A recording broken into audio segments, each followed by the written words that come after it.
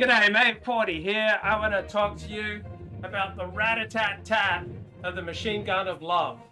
Are you ready for that kind of intense discussion? Because I am.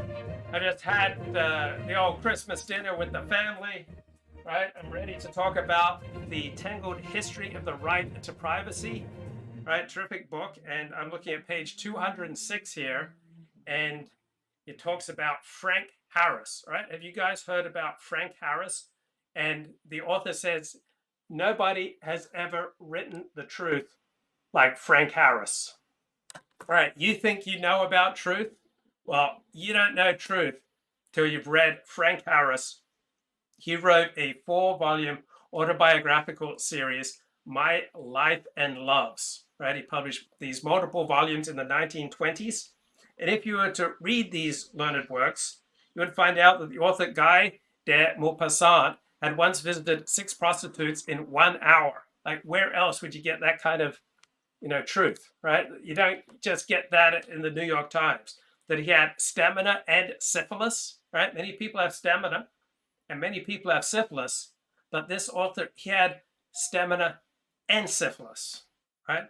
That the illustrator Aubrey Beardsley first had sex with his own sister, and that the poet Walt Whitman had 6 illegitimate children and a perverse taste to boot, right? But the most graphic of revelations in Frank Harris's reportorial account involved his own real-life, non-celebrity conquests, such as student Kate, adult Laura, teenager Grace, and many more, all identified in their detailed bodily responses to his physical wooing. So these books were still illegal in the United States and England into the 1960s. Right? You can now find them online, My Life and Loves.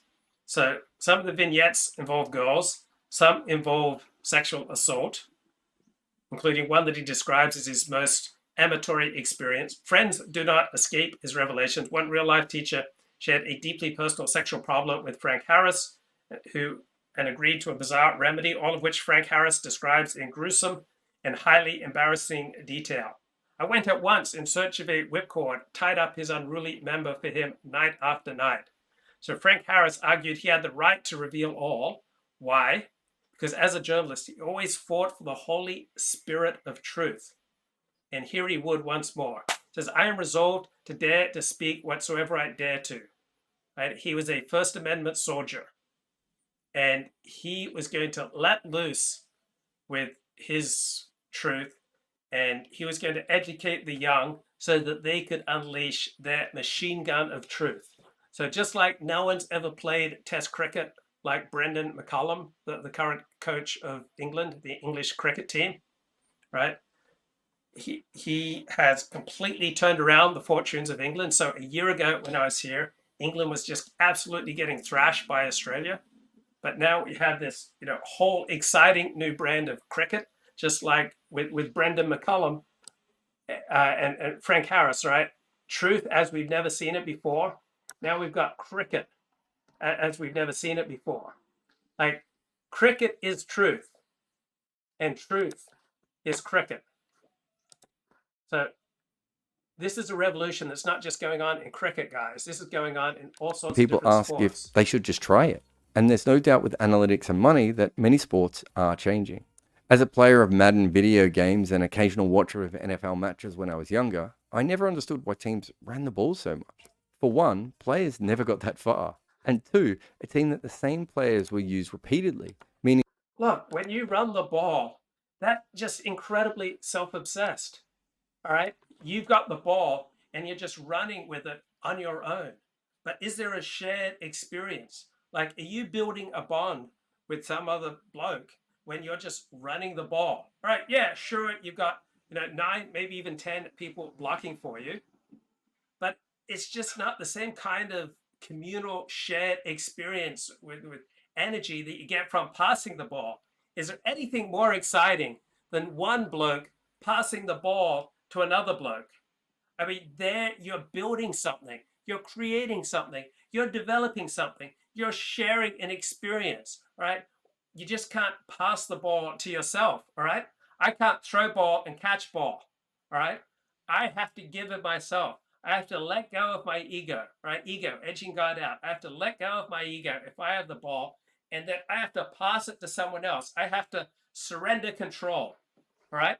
We're talking about when you pass the ball, we're talking about getting rid of the ego at depth, right? This is what happens. You have to give of yourself. You have to let go of your ego and create a bond with another person. And when you create the kind of connection that you get from passing a ball to another person, all right, there's an energy, right? You both develop this emotional energy. I challenge you, go out there and start passing the ball to another bloke and have him then pass the ball back to you and tell me after 10, 15 minutes that you don't develop a whole new form of energy, right? Tell me that you don't develop a connection.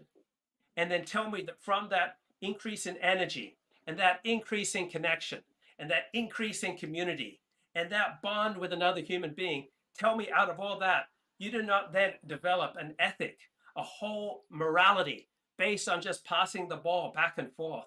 I mean, passing the ball is incredibly exciting. Did you see the game today? Wow, what an exciting Christmas Eve game. Dallas Cowboys defeating the Philadelphia Eagles 40-34. Yeah, sure, the Philadelphia Eagles had their backup quarterback. He still threw for over 300 yards on what used to be regarded as a highly respected Dallas Cowboys pass defense. I mean, just incredible game. And he passed ball, Dak Prescott passed ball, like balls are just getting passed all over the field.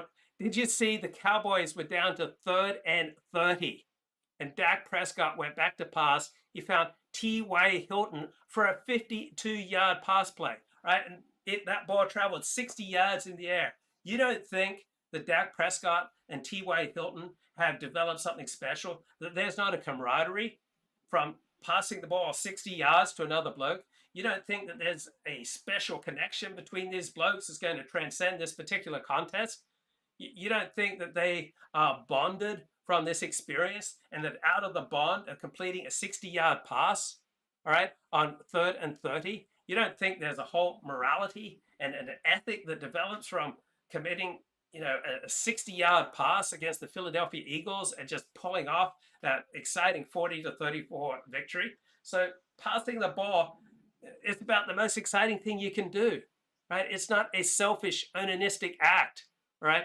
Sure, you can stay at home and play with your own ball, right? You can stay at home and run around with your own ball, but you need someone else to pass the ball, right? We need to bring people in. People who catch other people's passes are the luckiest people in the world. And you provide a good pass to someone else, they're going to feel obliged to send a good pass back to you. And soon there's this wonderful symphony of arcing, beautiful spirals passing back and forth between two blokes as you run around and you recapture the glory of youth. You go long, you do a button hook, right? You do a medium route. I mean, it's just a wonderful symphony that's going on when you pass the ball. Yeah, it's risky, but love is risky. Eros is risky. Sex, intimacy, connection, relationships, having children, getting married, passing the football, they're all risky, all right? But no risk it, no biscuit, as Tom Brady's old coach used to say, right? No risk it, no biscuit. We have to learn to open ourselves up to passing the ball. And this is a revolution that's not just sweeping cricket.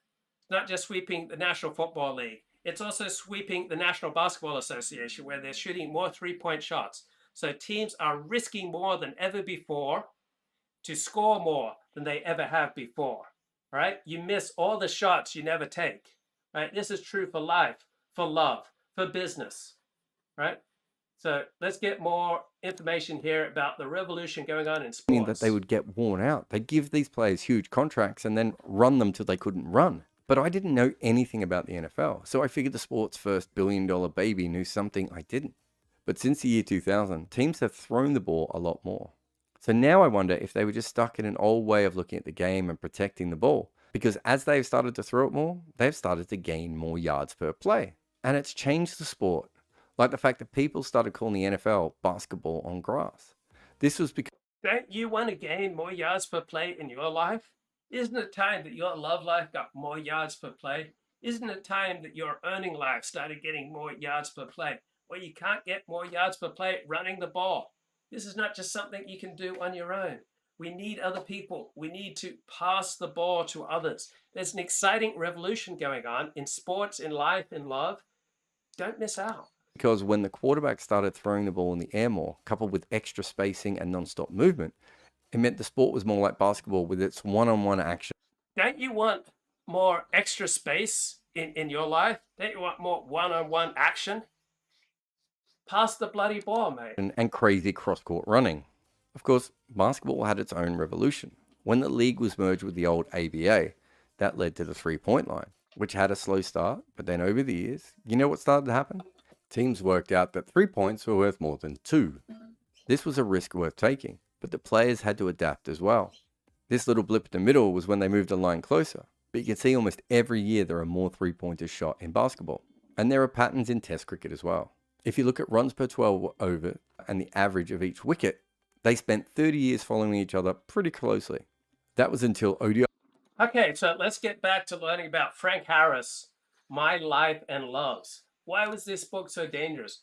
How did this bloke, give us truth that we'd never seen or heard before? From there, things moved rapidly, and it wasn't long before Laura was inside Harris's hotel room admiring his pajamas. My God. Needless to say, during the act of love, Laura was transported to heights of ecstasy she had never before experienced. Frank Harris. Clinging to Harris and crying out in Italian.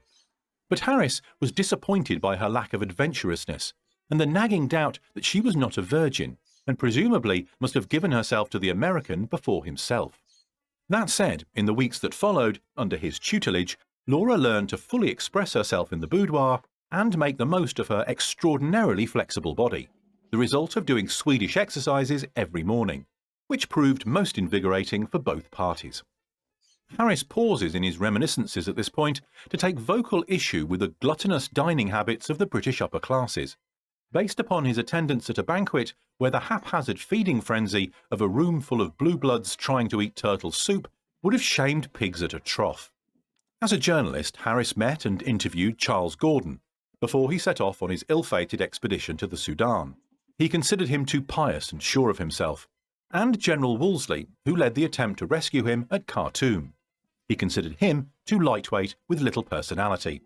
He also made the acquaintance of the art critic John Ruskin, and the two discussed pre-Raphaelite art and what one should do when finding a wife one did not love romping on the settee with a legendary painter, in this case John Everett Millais. He also struck up a friendship with another cultural titan, the author and wit Oscar Wilde. The two would often venture into London's literary salons to admire whoever was speaking and occasionally mock and heckle them, as only Oscar could. When asked by Harris to comment on the fact that George Bernard Shaw seemed to have no enemies, Wilde responded by observing, "He's not prominent enough yet for that. Enemies come with success, but then you must admit that none of Shaw's friends like him." Which was hysterical. As for Laura, she had gone to America with her plump mother and insisted upon sending Harris photographs of herself in a bathing costume, which drove him to emotional distraction. On her return to England, Harris surprised her at lunch in the Charing Cross Hotel, but on bursting into her salon found, like Ruskin before him, that she was engaged in more than conversation with another gentleman on a sofa. He had his arm around her shoulders. Heartbroken, Harris returned to his lodgings and found some small solace between the sympathetic thighs of his Irish maid, who afterwards served him a dinner of cold grouse. After giving Laura strict instructions never to be in such a compromising situation with another gentleman ever again, he agreed to resume their relationship, marvelling at how love could weaken even the strongest manly resolve. At the conclusion of his diatribe, they made love passionately, Harris posing Laura in a variety of enticing positions for his own edification, while quizzing her constantly on the mysteries of female arousal. In the mid-1880s, Harris established a long-lasting friendship with the French author Guy de Maupassant, whom he had briefly met in Paris some years before. His literary talents and robust manly vigour notwithstanding, what astounded and impressed Harris was de Maupassant's ability to give himself an erection at any time, with just a single thought. On a roadside just outside of Toulon, he demanded of the journalist to look at my trousers as proof of his claim. Confessing to having studied all the venereal diseases in Vienna, the author admitted that he had contracted syphilis in his youth, like most young men of spirit, but that he had seen no sign of it in 15 years, so was convinced that he was cured. When Harris pointed out that recent scientific research in Germany suggested that the disease could lie dormant for many years before striking down its victims in their 40s or even 50s, he rejected their findings by saying that he didn't trust anything that was German. He was dead a few years later. With this sombre warning of the perils of Venus, Harris brings this second volume of his memoirs to a close. The revelations of his next volume, including his memories of a French actress into whose moving carriage he boldly leapt and whose almost superhuman vaginal muscle control caused him to spend in under 2 minutes, despite his most stringent efforts to prevent it, shall have to remain for another time. Suffice it to say that by the early 1890s, Frank Harris, already a well-travelled, well-connected, much-admired lover and journalistic colossus, is looking ahead to becoming himself one of literature's immortals. Posterity, by name, is Volume 3. Right, so we're talking here Frank Harris, my life and loves, right? And you've just never seen truth before until you've read Frank Harris. Okay, so looking at this book, the Tangled History of the Right to Privacy. Okay, Upton Sinclair, the famous novelist, he said that Frank Harris's autobiography was vile, inexcusable, and poisonous. So one way to put Frank Harris's autobiography into context is it was like the rebel without a shul, excommunicated, right? It was like the excommunicated of its time. That's how vile and loathsome it was. So Upton Sinclair calls it vile, inexcusable, and poisonous. And others worried that my life and loves would taint all journalism and become a serious blow to the cause of freedom. And so the American government and the English government banned My Life and Loves instantly up until the late 1960s. Right, so Frank Harris mainly published his work in Paris, but the government stopped books, the American English government stopped books in customs on the rock-solid grounds of obscenity. So privacy required a wronged plaintiff to sue. So today, obscenity remains one of the categories the Supreme Court routinely suggests has very little First Amendment protection. So old copies of My Life and Loves, quite literally warned, must not be imported into England or the USA. Right? And so this ban continued into the 1960s. You had smuggled in copies going for $150 during the 1950s. So finally, an expurgated version of Frank Harris's autobiography appeared in an official sense in the United States in 1963. A magazine called Eros published expurgated excerpts, such as, I hardly had any sex thrill with either sister. A federal judge decided they helped to support a criminal obscenity conviction against Eros because given the prose, the judge had little difficulty finding all the requisite elements. Right? There was no saving grace here. Right? No claims of the work's contributions to great literature that had saved books like Lady Chatterley's Lover. So a single autograph volume of My Life and Loves can still fetch over $1,000. Right? This series is called a landmark in erotic literature with its blunt, colorful depictions of Frank Harris's sexual exploits. But that's just whitewashing reality, mate. These are graphic, deeply personal stories about people in their most intimate moments, people who had no idea that they'd be revealed in such a way. So as the poet Robert Browning told Frank Harris, when Harris asked about Frank Browning's sex life, there are things that the public has no right to know. So Frank Harris tried to fire his rat-a-tat-tat of his machine gun of sex and freedom of expression, right? So during the 1960s, 70s, and 80s into the 90s, US courts consistently sided with journalistic outlets, giving higher priority to the public's right to know as opposed to individuals' right to privacy. And as a result, all these journalistic organizations created standards. So the New York Times says, we do not inquire pointlessly into someone's personal life. The Society of Professional Journalists developed a national code of ethics for journalists. 40 developed a code of ethics for his channel when things started getting too out of control. And then you had bloggers, right? So bloggers were delighted to be blasting through the gates of propriety, but they worried about agreeing on some sort of code of ethical behavior because they thought it would curtail their First Amendment freedom to express themselves. And they were right, because in many court cases, the code of ethics of the Society of Professional Journalists would be used against various journalists if they violated an ethics provision. So here we go. Let's find out. Okay, on the one hand, you've got truth as you've never seen it before with Frank Harris. Now you have cricket and gridiron football, the National Football League, and basketball as you've never seen it before. Cricket began to be taken more seriously, and Australia inspired some faster scoring. Weirdly, instead of averages going down, they went. So ODI cricket is one-day cricket. So a test match typically lasts 5 days, but ODI cricket is just 1 day, and 2020 cricket, that just lasts 3 hours. Up, and the scoring rate now is still historically high, even if it's had a little slide. But my favorite year is 2018, when the pace-playing pandemic starts, and no one is making any runs, but teams are still scoring quickly. Since 2001, the only years under 36 runs per 12 overs is 2021. There are only 2 years before the year 2001, where 10 tests were played and that mark was broken, 1982 and 1921. Now it's almost every year. So as we often see in modern sports, when the scoring has got faster, it usually means it's with more risks. That means that there's more variance between your results.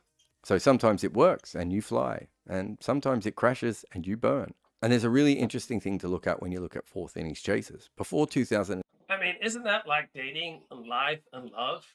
Right? When you're vulnerable, all right, you can crash and burn or you can fly. Right? Sometimes this show, it just takes off and flies. Right? On the strength of the vulnerability of this show, we just soar into the heavens. Other times, a little too much vulnerability and the show crashes. But you know, I'm like a three-point shooter. I'm like someone playing test cricket, but batting like it's a 2020 match, right? I'm like an NFL quarterback, you know, chucking 50-yard passes. That's what we're doing here. 2017, in less than 5% of fourth innings did a team successfully chase 250 plus. And you might be thinking, wow, that happens all the time now, thanks to the last 2 weeks, plus Ben Stokes and Kusal Mendes. In fact, people have been predicting this trend for a long time due to how teams chase in white ball cricket. But finally, it has actually now started to happen. So white ball cricket is one-day cricket, right? Red ball cricket is test cricket. 2017, it's more than 6% of the time teams are chasing over 250. And it was starting to happen even more frequently before England did it thrice in a month. But they are clearly taking it to a new level. So chases are easier now. However, that's happening at the very same time in one of the biggest batting slumps we've ever had. So test cricket has come to this. Teams are scoring less, but chasing better. I mean, that is modern cricket, because we have seen teams continually to score quick even when they lose wickets. A chase of 250 no longer feels like that much, even if a score of 250 is towards the higher end right now. And that's because of what Stokes, Mendes and Bairstow have done. All they need to do is come off for a session, even half a session, and the chase can be over. Welcome to the chase and collapse era. It's also worth remembering that while it feels like England have been terrible for a long time, that isn't quite true. England weren't the world's best team from 2013 onwards. They fell off when Strauss, Trott, KP, Pryor and Swan all left. That is a lot of talent to lose. They also went to a different... Okay, so when I was out here last year, England was terrible. Australia was just wiping the floor with the English cricket team. Now, this year, England has won 9 of its last 10 test cricket matches, right? Just astonishing numbers, right? They've had 22 centuries scored by batsmen. It's their largest haul in any calendar year, all right? There have been 10 instances where their bowlers have taken 20 wickets, right, in a match, right? They suddenly can bat and bowl, right? They're racking up astonishing scores of 400, 500, 600 runs. Their overall scoring rate of 5.5 runs and over during the Pakistan series is their best ever. I don't think there's ever been a Test cricket team in a calendar year that has scored over 5 runs and over. Now England is doing that. Right? So with Frank Harris, you had truth like you've never had it before. Now we've got cricket like we've never had it before. Do we not live in the best of all possible times? So this is called BazBall. All right, it's like total cricket. Right, you heard about total football with the Dutch 1974 Dutch team, which finished second in the World Cup underneath Johan Cruyff. Right, so total football meant that there was no set position for any player. They were constantly alternating positions.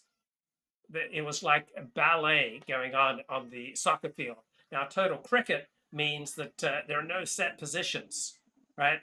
So people are, not used to being wicket keepers, suddenly being thrown into wicket keeping. People are not used to leading out the batting and now leading out the batting. So what was it? 50 years ago, we had the birth of total football with the Netherlands soccer team. Now we've got total cricket. We live surely in the best of all possible worlds. I mean, they're just taking their foot off the pedal, right? No, they're never taking their foot off the pedal, mate, right? So they're telling the players, don't focus on winning and losing, right? Don't focus on playing for the draw, because that allows the match situation to intrude too much on your thinking. It distracts from the business of scoring runs and taking wickets. And that's what we're here to do, right? We gather here together. Verily, verily, I say unto you, solemnly, I say unto you, are we not gathered here together to take wickets and to score runs, right? So England's just never shutting down. It's the most exciting English cricket team ever, right? The players now in English cricket, they are chasing the idea of themselves as entertainers and record breakers, because any other vision for them would minimize their confidence. And I'd like to think that we're doing the same thing here. So people are not getting criticized for playing some adventurous attacking batting stroke and they get out. Economy rates for bowlers don't matter, because they don't care how many runs they surrender. They just want the bowlers focused on taking wickets, right? We don't want to discourage them from adopting appropriate attacking lengths in their bowling. So they are embracing the fear. They're no longer living in anxiety. They think we're entertainers, we're record keepers. This is an innovative approach. It's liberating the English players. It's disrupting their opponents. The English batsmen are taking their best shots with power, right? The less orthodox the shots, the better. Faster bowlers are just digging in and flinging it. The emphasis is taking 20 wickets, just bowling out the other side. It's not on trying to be economical with how many runs the other side gets. And then Ben Stokes, the new English cricket captain, I mean, some of his field settings just have to be seen to be believed. We're talking arcs of short, mid-wickets, short cover, leg slips, but no conventional slips. You've got a long stop, right? Sometimes you have 5 or 6 slips and gullies. Sometimes he's changing field several times and over is 8 balls. I mean, he's just playing on the batsman's mind, asking them to do something they don't want to do. So he's not waiting 3 overs to change the field, right? He's changing it every over. He's putting people under pressure. So England have become massive disruptors. They're just flouting convention at every turn. Alarm bells are going on throughout world cricket at how England is playing. And so Australia will be visiting England in June for another test match series called the Ashes. This has been going on for 140 years. So as a matter of pride, Australia will be reluctant to adapt their tactics for anyone. But trying to cut off the English batsman's oxygen supply and boundaries with deep fields seemed like an obvious first step. So this should be one of the most compelling test cricket series of modern times, a clash of styles and egos. England just making extraordinary progress under their captain, Ben Stokes, playing BazBall. Okay, what else we got? We got some commentary here by Robert Wright. He is not happy. He's not happy with Elon Musk Remember that picture that Elon Musk tweeted, where he's got like a video game gun on his nightstand? This thing from Catherine Maddox. She writes, on Elon's guns and cans of Diet Coke tweet, Mickey, Bob is right. You know I adore you. She's talking to you. But trust me, Bob wins this one. When I saw that tweet, my gut reaction was, wow, this is a repulsive show of support for guns by the head of an influential social media site. Ew. And it conveyed a bro-like, casual take on a serious, very serious and consequential topic. Given the state of gun violence and mass shootings in America, it was deeply disturbing. I'm like most people in America, in parens, if a little quirky and weird. It made me want to get off Twitter for good. And by the way, most people saw that photo and thought it was a real gun. Bob wins. I rest my case. I thought you made a good case. Somebody else said I won, but the others who disagree said, well, but it was obviously a fake gun. And I must admit, it didn't. My first reaction was, that's just a fake gamer gun. But my first reaction was, gee, Elon Musk is so paranoid. He keeps a gun by his bedside for protection, which is perfectly legal. I don't think he was encouraging people to go out and buy guns and shoot people. No, but in the current environment, I mean, for example, a guy replied to him and said, and got like a ton of retweets and said, you know, my daughter was killed by a gun, and posted a picture of her. And by the way, Elon himself had tugged on the same heartstring not long ago. Remember when he said, what was it? He said, I held my dying, he lost some child at childbirth, I guess. Did you see this? Yes, his wife now says she was holding the child, his ex-wife. Well, anyway, what was the issue? Oh, it was why he was getting rid of Alex Jones, because Alex Jones trivialized the death of children. It's Sandy Hook. Yes. And I just thought about that, like, he was saying the reason I'm making this ruling is because of the way it affects me personally. I'm sorry. Yeah. That's not the way it should be. If you don't, that's not the way the Supreme Court rules. Like, oh, by the way, this one thing happened to me and it really got. He's not the Supreme Court. He's the maitre d' at a Viennese coffee house, and he's still troubled by the death of his child. So what? He's running a free.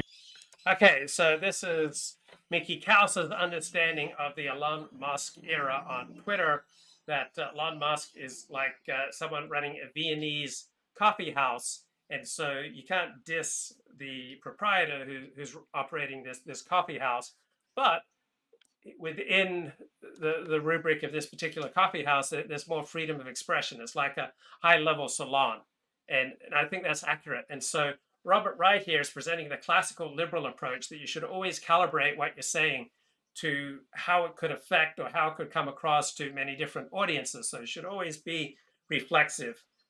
Understanding how what you're putting out there reflects on you, how it may be experienced by other people, right? This is the modern liberal approach, highly reflexive, highly considerate of how different audiences may experience what you're saying or tweeting, as opposed to the traditional approach, which is a man's home is his castle. Man has a right to say what he wants, to say what he feels. He doesn't have to calibrate everything he has to say depending on how it might be interpreted by 100 different audiences, right? So one is the traditional conception of the self. It's like a man's home is his castle. He has the right to say what he wants. Then there's the modern liberal secular approach that you should always be calibrating what you say to how it might affect different audiences. So it's like the difference between old-fashioned, Lord of the Manor morality, where the Lord of the Manor gets to say what he wants to say in his own manner, versus court morality, right? Where you have to constantly calibrate what you're saying according to the changing whims of court and how it may be received by different factions of court. So the modern left liberal conception of the self and how we should operate is that we should operate as though we're a court, and we should consider how different, factions, different audiences may feel or interpret or understand what we're saying, as opposed to traditional Lord of the Manor morality, where a man in his own manor has the right to say, what he feels and what he believes, and gets to tweet a picture of what's on his nightstand without worrying about how all these different audiences will respond. For your place than it was before. Well, anyway, it turns out, okay. So back to David Bauer writes, this episode, wow, Bob really got under my skin in this one. His panic over Elon Musk's tweet was too much. It reminded me of the concerned parents throwing a fit over seeing Janet Jackson's breast at the Super Bowl. That reminds me, I'd like to say a few words about Janet Jackson's breast at the Super Bowl. The thing that bothered me about that, Mickey, was that it encouraged guys to do that to girls. Yeah, it was like stylized rape. And what's interesting is it got no blowback, I think, from the feminist community. This is like pre-Me Too. I wonder if the reaction would be different because everybody took it as a conservative versus liberal thing on kind of free speech and, oh, you're freaked out by a nude image. Oh, and blah, blah, blah. No, it wasn't that. Although, I think that's a little weird too at halftime in the Super Bowl, frankly, but it's going all over the world to all these different cultures and they're forming their, whatever. But no, it was the rape aspect. So yeah, David, you're right. I'm freaking out over that. I'm freaking out over Elon. David says, have some faith in humanity, Bob. Sorry, I don't. So there. We haven't talked about this Janen Ganesh essay on Twitter, which I'm happy. It's almost a month old, so it's over a month old. So I'm happy to save it for another day if you want. No, go ahead. Yeah, Janen Ganesh is columnist for the Financial Times, always billed as the finest columnist on planet Earth because he has an incredible range. He can talk about foreign policy, he can talk about economic policy, he can talk about high literature, and he does it all. And he's a very good writer. And he quit Twitter, and he said he tried to ask himself, why did he quit?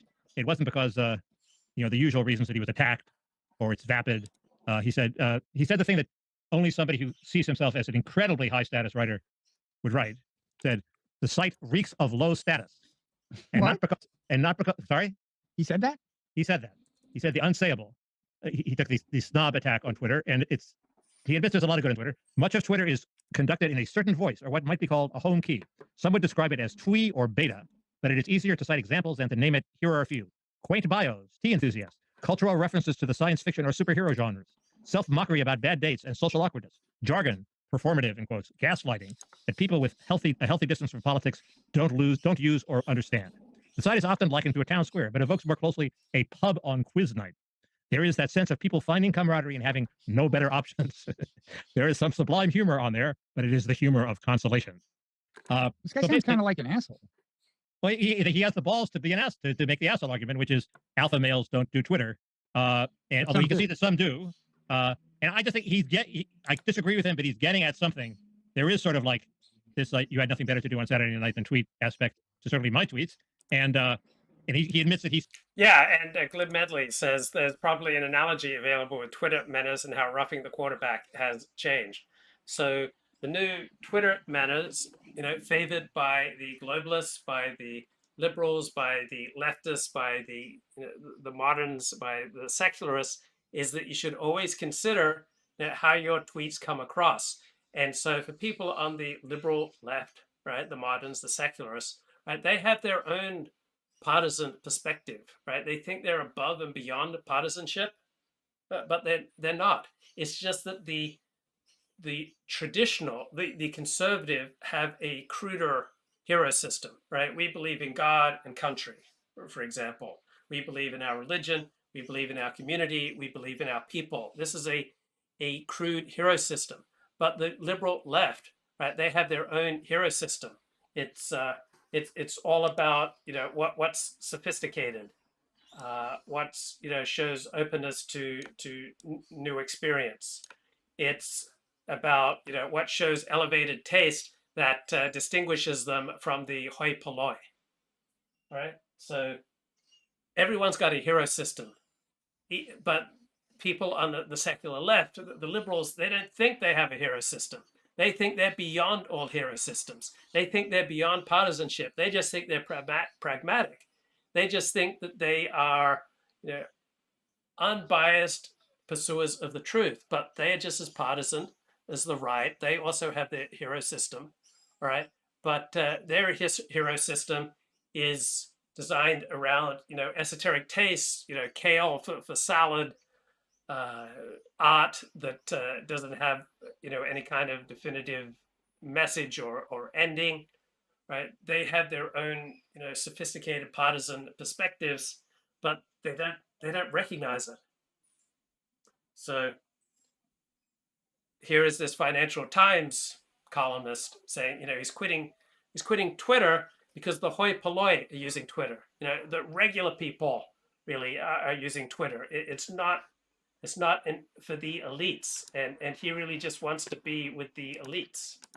He saw himself shifting into this morass of midwit beta humanity, which is why he quit.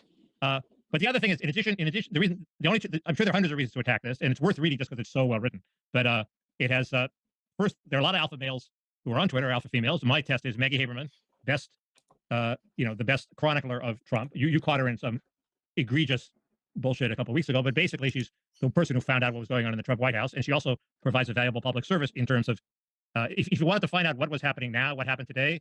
I was trying to tell a friend where they should go to find out what happened today, and I couldn't come up with anything better than just go to Maggie Haberman's Twitter feed and read what she wrote. So the things she retweets. So she's better than the Drudge Report at that. If she leaves, Twitter will be really the much more of a place of beta humanity. But the other thing is people find out things on Twitter that they can go be alpha about. Maggie Haberman finds out things on Twitter. I bet Janan Ganesh found out things on Twitter. What do you mean that they can go be alpha about? In other words, if I were an alpha male, I would read this thing about the Fed, this Fed study that people are quitting the labor force because of low status, and I would go write a powerful, attention-getting tweet or column about it if I were a columnist. But I would only have found out about it because of Twitter. Actually, I found out about it in John Ellis's Substack, but he tweeted about it too. So alpha males need the info that is on Twitter, and Twitter is an incredibly efficient conveyor of that sort of info. So the idea that alpha males should get off Twitter because they will sink into beta-ness it's a two-way sword. They will also find less ways to show how alpha they are. And they'll eventually become out of it and be criticized as aging boomers and why doesn't George Will retire already? George Will has actually had some really good recent columns, so he's a bad example. But I like Twitter. I mean, it has a lot of potential. It's just that it has this almost inherently tribalizing feature, and that's this dynamic. And that's if you look, he's not talking about that. I know he's not, but I'm just explaining. Yeah, no, he's just being a fucking snob. So for Robert Wright, tribal is bad, right? For Robert Wright, a typical secular liberal lefty modernist, tribal equals bad. But there's no inherent reason why Robert Wright's worldview or the left liberal modern secular perspective is any inherently superior to the tribal perspective, right? There's nothing inherently good or bad about being tribal. In some circumstances, being tribal is an adaptive response, right? There's a reason so many people have a tribal response, and that's because it is evolutionarily adaptive in many circumstances. In other circumstances, a less tribal approach is more adaptive. The world is constantly changing around us. Sometimes a right-wing, tribal, selfish, self-centered, my family, my extended family, my tribe first before every other group. That is the most adaptive response. In other circumstances, openness to new experience, openness to strangers, being willing to learn new ways of organizing communities is a more adaptive response. That's why we have the left impulses and the right impulses. Both impulses have proved evolutionarily adaptive. It's just, funny that, Robert Wright doesn't recognize that his own fear and loathing of tribalism is just another partisan approach. He thinks that the non-tribal cosmopolitan approach is beyond partisanship, is beyond tribalism, but it's just a different form of tribalism, right? It's the tribalism of the quinoa class, of the kale class, of the university educated class, of the globalist class. I don't give a shit. He's just like, what a dick. I mean, like, oh, pub night. So you walk into a pub and you see people having fun doing the trivia quiz or whatever, and you turn your nose up at him and like, oh, I bet they don't have a column at the FT. This guy just sounds like a total dick. But maybe he's not. Maybe I'm wrong. He's just sounding like one in this moment. But, go ahead. Well, I'll go ahead and reply to that. Defend him. I was going to read another sentence that confirmed your suspicion. That's what I want to hear. Bring it on. Instagram and LinkedIn don't have this problem. Both groups, people on those sites, intuit something about life that is often lost on more outwardly intellectual tweeters. Projecting success, even when it doesn't exist, can work. Swagger can be self-fulfilling. Twitter doesn't swagger. Wait, Twitter doesn't swagger? There's a ton of performative shit on Twitter. What does he mean?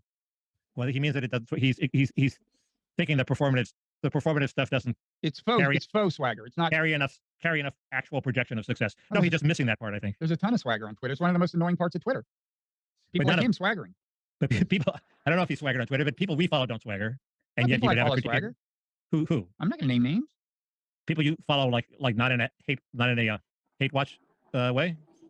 No, I mean let's see. I mean I'm trying to, there's a lot of performative. I mean we're all performative to some extent. One of the here's a big swagger. The guy who did Lawfare, and when Trump was going to go down, Ben Wittes. Oh my God. He had a little cannon that went off. Boom. He's so insufferable. Trump is going down. He's actually a very smart guy and nuanced. Smart, yeah. But and I assume you'd like him if you saw him in person. But his Twitter persona was swaggering. No, it's okay, so he's just wrong on this. He's also the guy who went out, shown some light on the Russian embassy. Anyway, What's this? I talked to you about. I mentioned this. He had some spotlight that right. some pattern on the Russian embassy. Right. But no, I mean the lawfare is just like Blob Central. Also, what he says about Twitter. These are narrators of events, not initiators of them. The elite don't tweet, I want to say, but some of them do, including its new owner. It just happens to cheapen them. I wouldn't say it's bringing out the best in Elon. It's humanizing him. Yeah. Anyway, to get back to him, people wonder, there are people who continue, I think, to mistake my critique of Elon as an ideological one. It's really not. And Glib Medley said 40 is identifying with the hoi polloi with his pronunciation of quinoa. Quinoa. Quinoa, right? I think that's the proper way. Quinoa. Quinoa. All right, what's the British? Wait, that's the British pronunciation. So let's switch to the American pronunciation. Quinoa. Oh, it's the same. Quinoa. Although I disagree with him, and my reaction to his gun tweet is ideologically tinged, but the larger critique is I actually had some hope. I mean, I was not basically I worried that he would make Twitter worse, but I thought I might be wrong about that. I was not wrong, and because my big thing is we don't need more tribalizing dynamics right now at this point in American history, and he's making it more tribal, not less. Wait, you said right. So tribal is simply equated with low class, primitive, medieval. Hidebound by all these ancient, outdated, old-fashioned ways of organizing life. This is the modern liberal left humanist secularist perspective. He's made Twitter worse? Yeah. Oh, I don't think so. I think the left now knows that it has to actually talk to the right. What's the evidence of that? I have no evidence. I'm just fantasizing about. No, I think it's the opposite. He's alienated. He's giving the left more reason than ever to think, no, because he is, he's the new Trump. He's the person who can make you hate whole new things because they're associated with it. It's like the way the left suddenly became vehemently anti-Russian because Russia became associated with Trump. Musk is like that. He's gonna stigmatize the right even further in the eyes of the left. By the way, he has contributed a lot to the recent surge of interest in negotiations. So not completely evil. Yeah, he tweeted that thing. This is my proposed negotiated settlement for Ukraine, and he got a lot of shit for it. And that reminds me, tomorrow I'm debating. I did this thing I do every once in a while, which sometimes is. Okay, so I've been spending a lot of time with family and relations and with other people, and there's something about family and Christmas and familial obligations really cut into my live streaming. But at least we're here together, and let's have a look more closely at this Financial Times columnist, Janan Ganesh. The real reason to get off Twitter isn't the abuse or the misinformation; it just reeks of low status. Yeah, but low status according to whom? We all have different ways of understanding status and seeking status. The reason to quit is not the nastiness, but the opposite. Twitter is a comfort zone. Well, when people are pretty harsh about things you tweet, how is that a comfort zone? What is an original but plausible thought about Xi Jinping? A China hobbyist on a lunch break at a bank will tweet a thread's worth of them. So no, Twitter isn't vapid, nor are other criticisms of it much fairer. There are some spiteful users, true, but the taunts of strangers, not threatening, should be water off a duck's back. It is a font of misinformation, yes, but the demand for fake news, that is, human credulity, is more troubling than its supply. Why then did I quit? Why have I encouraged others to follow, regardless of Twitter's owner? Years passed before I could define the answer in clear terms. The site reeks of low status. Do you agree with this? I don't agree, but I love it that someone's making this case, because I think status is the most important part of daily life that gets the least honesty and the least attention. And not because it is free. Much of Twitter is conducted in a certain voice, a certain home key, twee or beta. Right? There are quaint bios, tea enthusiasts. There are cultural references to science fiction or superhero genres, self-mockery about bad dates and social awkwardness. It depends on who you follow. I follow a bunch of neuroscientists that are not like this. Jargon, performative, gaslighting that people with a healthy distance from politics don't use or understand. Site is often likened to a town square, but evokes more closely a pub on quiz night. Well, some pubs on quiz night are awesome. There is that sense of people finding camaraderie and having no better options. There is some sublime humor on there, but it is the humor of consolation. You can, I am convinced, catch a certain kind of personality from Twitter. I'm convinced it was happening to me. Instagram is a tease for their pouting selfies and try-hard glamour. LinkedIn users are difficult to take seriously in their bumptiousness, but both groups intuit something about life that is often lost to more outwardly intellectual tweeters. Projecting success, even when it doesn't exist, can work. Swagger can be self-fulfilling. Twitter doesn't swagger. Its gait is an ironic shuffle.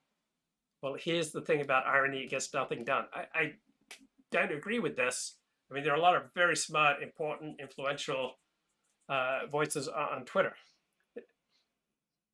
There is no one trait that links all the high performers in sport, art, politics, commerce that I've had occasion to meet, but the nearest thing is a slightly humorless approach. It is the kind of personality that gets short shrift on Twitter, which is part of the site's charm, but also what leaves it with an anti-aspirational feel. Think of the professions that set the tone of the site. Journalists, comics. These are narrators of events, not initiators of them. The elite don't tweet, I want to say, but some of them do, including its new owner, just so happens to cheapen them. It's, yeah, social media or things you do online, it's very easy to say things that you wouldn't normally say face-to-face. It's easy to share dark things that you normally wouldn't share face-to-face. It's easy to have a grandiose conception of your own abilities that you wouldn't have in face-to-face interactions, right? There are perils of the e-personality, but it's not just especially on Twitter. There isn't even the consolation that ironic self-effacement is a sign of good and modest character. It often indicates the opposite. Orson Welles once went on a violent rant about Woody Allen, whose timidity he saw as a species of arrogance. Self-mocker, after all, is still talking about the favorite subject. There's such a thing as ostentatious humility, and it is all over Twitter. Won't save your reputation that you yourself don't tweet the tweet stuff.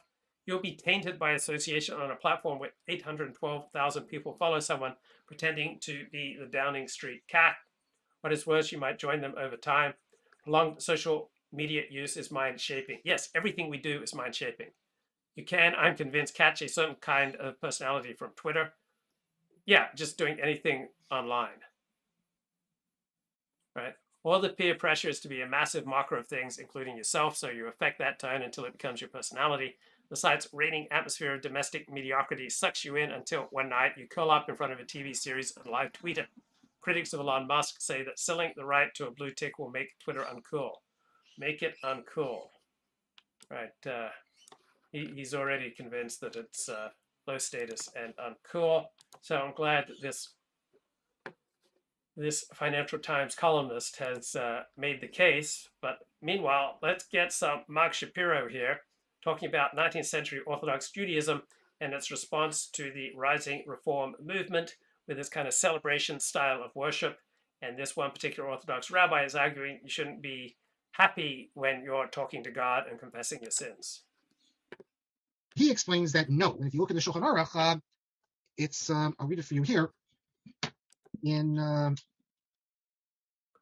let's see. 15th century compendium of Jewish law. I forget now where it's, he'll cite it a little later, but it's not, no, what he says is that this is only for before you pray. You're supposed to have that in your mind. You're supposed to feel good and happy, but not during the actual prayer. And in fact, that's the lashon, as I recall. He says, if you look in the Tzadi Gimel, he says, for an hour before you daven, you should yichavin libo, you should have your mind in a certain way. And then it goes on and talks about how you should have simcha. But this is in the section Kodem Shis Tova. And then you have simcha going divrei Talmud Shel Torah. So he understands this all referring to before davening. And what do you do during davening? He says as follows. If you go before a human king, he says, if you come before a human king to fall for your life because you sinned against him, imagine, he says, this is the bottom line of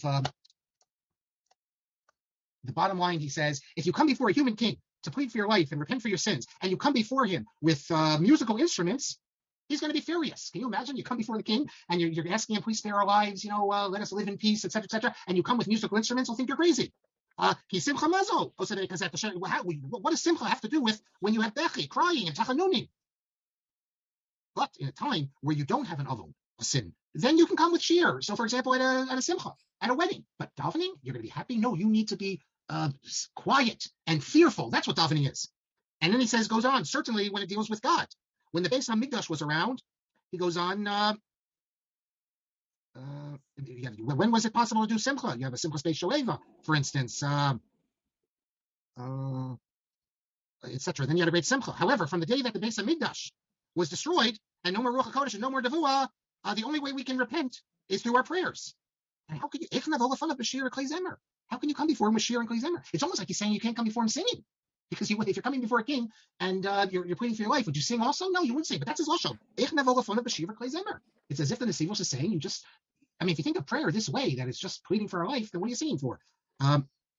He says, Ein anu rishayim rakasader shivcho uspal b'derech hachoteh lifnei melech b'zar v'dam. He says our davening before God should be no different than our requesting things, praying for our life before a human king. Because only when you're at a chatzana, then that's the mitzvah to rejoice. But other times, absolutely not. Masha ein came b'tefillah. So he says there's no question that this is not, God does not want this. And then he goes on to say that's just during the week. You can't ever have a musical instrument show. On Shabbos, he goes on that it's forbidden. Vafil b'chol sorry, etc., etc. And then he does the point I mentioned about what does it mean? Ein omdim lispalo. Although I don't think that's the pshat necessarily. I'll give you an example of something else where I don't think necessarily what he's saying is the pshat. Here, I'll show you. He quotes an example where it says where Abaye was sitting here, and this is Brachos 30b. The Gemara relates Abaye was sitting before his teacher Rabba, and Rabba saw, they should have put an H at the end, it's Rabba, and Rabba saw that he was exceedingly joyful. He said to Abaye, it's written, rejoice with trembling. One's joy should not be restrained. So he's saying, so he's saying this. From here you see that, we shouldn't really have joy. And he says the most joy is with klishir. So if Rabba tells Abaye he shouldn't be so joyful, then kavachomer, we shouldn't have musical instruments. That makes us have joy. But I mean, I don't know what one thing has to do with the other. But that's his argument. And then he continues, look, this is a very austere approach to prayer. Can you imagine getting up and telling people today, when you pray, you shouldn't have simcha, you shouldn't have song, you should feel as if the sword is hanging, Damocles' sword, is hanging right over you.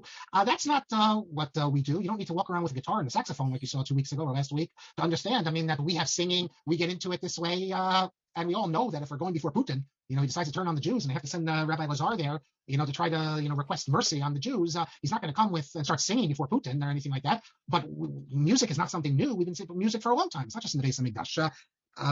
But you see how his conception of prayer. And then he goes on and talks about the importance of belief based on faith, not seichel. We don't need to get involved with that. And then he concludes, and this will be the last thing, and this will be the last of the letters we look at today. Let's see, pull it up here on page 80. He concludes as follows, and this is the Nesivos. Most people don't know that the Nesivos. They just know him from his halachic writings. They don't know him from this letter. On page 80, he concludes the paragraph beginning... where is it? The Velo. It's not actually the conclusion, but he says Velo. What does he say? Listen to this. After explaining how you have to be a good citizen and all this stuff, he says, not just us, the Bnei Yisrael, are obligated in this, but every nation and language is obligated in this, as we've seen that the Malchus and the Shiltonim, the governments in every Medina are makpid. All governments insist that people be connected to their particular religions. They shouldn't be in they shouldn't be split up. They shouldn't be divided into different groups where everyone does what they want. Because in this, the whole nation depends on the fact that everyone stays connected to their religion, not make new religions. So already you see here, again, this is the point we have. He's saying that the reformers they're not loyal. They're creating a new sect. That's something dangerous. The government won't want this. So we can use this to shut them down. But then he goes even further. He says, for all arguments and disputes between one man and another, if there's no witnesses, the only way we can determine who's lying if there's no witnesses is we make them take an oath. And the whole purpose of the oath is only based on whether you believe. What he's saying here is that those who have no religion, namely the reformers, are not regarded as trustworthy people. Their oath in a court of law would not be acceptable. He's saying that the reformers can't be good citizens because they don't practice Judaism. They don't practice a real religion. They invented some religion. But that also means that they're a danger to the functioning of society because you can't trust them. Because when everyone goes to court, you can't believe their oaths because they're not believers. This is like Masira, you could say, but in the reverse. That he's being Maser, the reformers, that he thinks it's okay to be Maser them, to inform on them. And then we conclude in the paragraph, the last full paragraph, he says, just like we believe that God controls the world, so we believe that the king and the government is the chosen one of God. And just like we ask in our prayers to rebuild the temple, so that we can observe the mitzvahs the way we should, and receive the Shekhinah again, and everyone will be gathered in the land of Israel. So too, we request in prayer the welfare of the kingdom, because that's basic. We can't observe our religion without a government that runs things smoothly and properly. And he concludes in our prayers, there's no opposition to the peace of the Malchus Shaloma. Its peace is our peace, because the reformers were arguing that we need to say, if we want to be loyal Germans, we don't believe anymore in a return to the land of Israel. Our messianic era is here in Germany. And the implication is that if you're hoping to be redeemed and brought to the land of Israel, then you're not really a loyal citizen to Germany, because your loyalty is to this far-off messianic kingdom that's going to come. So you see the Nesivos here says just the opposite, that we are very loyal to the government. And this is a response, of course, and an explanation as to why we can pray to return to Zion and still be loyal to the government. I think it's also, you can see that this is it's very spiritual, messianic hope. It's not naturalistic in any way. So we will end here. What we're going to do next class, we have one more letter to finish out the book, and that's the Chasam Sofer. And then we're going to move into the Chasam Sofer's arguments, because in many ways, as I said, he is remembered as creating the response to the Reform, and he has a few letters, and each letter needs to be looked at carefully. We'll begin by looking at if you can believe it, Aaron Chorin is forced to retract. It's a short-lived retraction, but he retracts, and we'll see that next class. So now I want to let me take the questions. Time really flies when we're having fun. And Barry Hartman says, yeah, the Leventhal book's a phenomenal book. Well, I only read the memoir. Now maybe I think I should read some of his sermons as well, but the memoir is nice. And Susanna doesn't think it's cute. I think I said it's cute. When you read polemics, as I do often, it's all cute because I don't take any of them seriously. In fact, with regard to Schechter, I'll just tell you. Yeah, that's a great point. You say when he reads polemics, he doesn't take any of them seriously, and I think we should have that same attitude, like the Ben Shapiro polemicist, the George Will polemicist, polemicists of the left, polemicists of the right, most pundits are polemicists. They're cute, all right. They're children playing, all right. We don't need to take polemics seriously, all right. It's just silly performance. Okay, so I'm reading this terrific book, Seek and Hide, The Tangled History of the Right to Privacy by Amy Gajda, so former journalist turned university professor. And so she talks about Alexander Hamilton and Thomas Jefferson were, encouraging or writing all this scurrilous, privacy-destroying material about each other. So Hamilton was making the case that Thomas Jefferson was, having sex with his slave, Sally Hemings. And at this time, there was an offense called truthful libel. So even if you're saying something that was truthful, if it was hurting someone's reputation, right, you could be convicted. So we think, the First Amendment is right there at the beginning of the United States. Like we think, a publisher could, publish anything that was true. The freedom of the press is essential to a free state. But in the 18th, 19th century, if a publisher put something out there that was improper, mischievous, right, truthful libel, right, he would have to take the consequences of his own temerity, right? So this included the publication of embarrassing truth, tidbit about a husband who'd been unfaithful and suffered his wife's response, right? According to both English and early American law, right, this was punishable by criminal and by civil proceedings. So the greater the truth, the greater the libel, they used to say. So libel and truthful libel, these are common law concepts. They're not from the Constitution, right? They're judge-made law. It's a type of law that developed through the courts, and one that would be every bit as precedential as laws passed by legislatures, just not as instantly sweeping. So truthful libel wasn't all that controversial in the 18th century, 19th century, into the 20th century. So the First Amendment's promises of freedom of speech and freedom of the press, right, they didn't really fit into the landscape back then in the 18th and 19th century, right? These principles did not have the same reverence or power that they do today. So they were there on the books, all right? They were de jure, but they weren't de facto. So people were still figuring out what these promises meant. And the Bill of Rights applied only to the federal government. It didn't apply to the states and not to individuals or to private enterprise. So words on paper that seem to us absolutist, like no law should abridge the freedom of speech or the freedom of the press, weren't quite so protective of speech or the press after all. Now, you had the development in the 19th century of the penny press. They started tempting their readers with scandalous and sensational stories that invaded the privacy of private relationships, and the courts pushed back. So with people like Louis Brandeis, the US Supreme Court Justice, right, they believed that the elites understood what was best for society. So it was the elites who drove the need for truthful libel laws and the prosecution of the press for violating people's privacy, right? The elites understood that they knew what was best for society, and they were therefore the best persons to make this sort of thing, get punished. So the ignorant and the thoughtless, right? Those who read newspapers from the lower classes, right? They came to believe that newspaper gossip was important news. And this fluff filled their brains. It just dwarfed their thoughts and aspirations. But thinking people, the elite needed to step in to take action to protect the naive in the lower classes who could afford but a penny for a newspaper. And in doing so, the thinking would protect society itself. So 1891 is the first time you have a justice mentioning the right to privacy in a concrete way for the first time in a tort context. A tort is a civil proceeding where you sue someone for damaging you.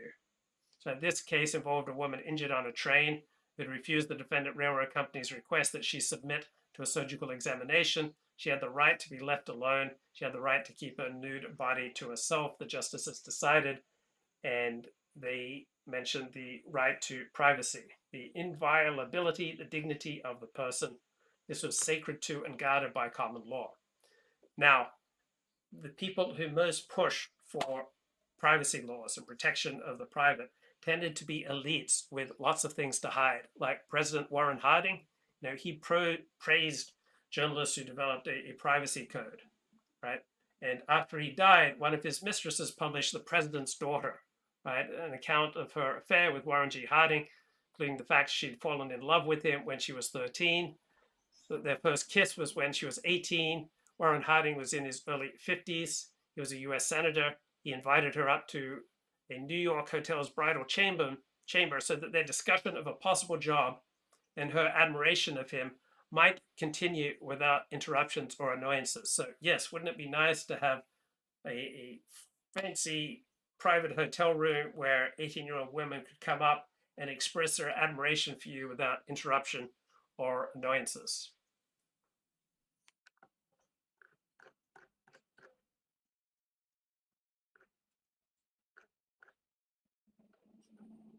Okay, in 2016, the highest court in the United Kingdom told its newspapers that they could not publish a story that had been widely distributed on the internet about a man identified as PJS who was married to a major celebrity and yet had an affair with two others.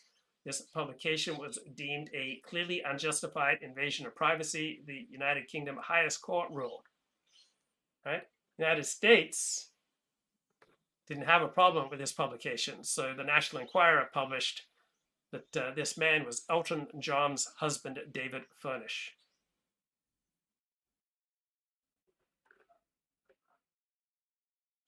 Now, during the 1960s, 1970s, into the 1990s, the Supreme Court ruled that speech that embarrasses, private individuals doesn't lose First Amendment protection, and that such speech that offends does not need to be suppressed in the marketplace of idea, that the First Amendment requires adequate breathing space, and so press responsibility can't be legislated and is not mandated by the Constitution. And so due to all these court rulings in favor of journalism, you then had a flood of complaints and reactions as journalists became increasingly less responsible. So journalists increasingly felt that they, had the right to publish anything. And so then eventually judges start pushing back in the 1990s into the last 40 years, pushing back, restricting press freedoms and making more and more rulings in favor of privacy because journalists were abusing their First Amendment rights and privileges. So in 1977, the US Supreme Court protected the news media for reporting the name of an 11-year-old boy who'd been arrested and for videotaping him as he left court, all in violation of a lower court order. In 1979, Supreme Court held that the media could not be punished for publishing the name and photograph of a 14-year-old boy who'd shot a classmate. In 1989, the court decided that a newspaper would not be liable for publishing the name of a living rape victim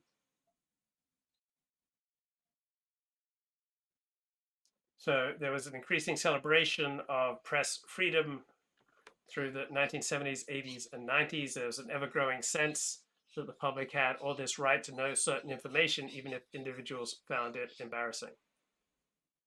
So there's one book about Supreme Court decisions written for journalism students explains that absolutist views on press rights from concurring dissenting justices of the US Supreme Court would appear more often in its pages without apology because its journalist author felt most sympathetic to that point of view. Legally, the right of privacy is not a major impediment to reporters and editors who seek to tell us about what is going on in the world. So in 1970, Newsweek magazine suggested that privacy was dead. Look magazine told its readers that sexual privacy was dying, that protection for sexual behavior had arisen in Victorian times. There was no longer a need for it. Time magazine suggested that in First Amendment cases, it was clear that the news media had prevailed in the court of law. In 1997, Time magazine reporters confirmed that Americans' right to be left alone had disappeared. They had a cover story on the death of privacy.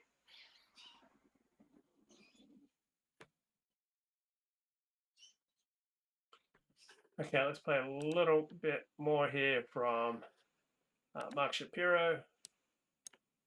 All right, Erev Tov, everybody.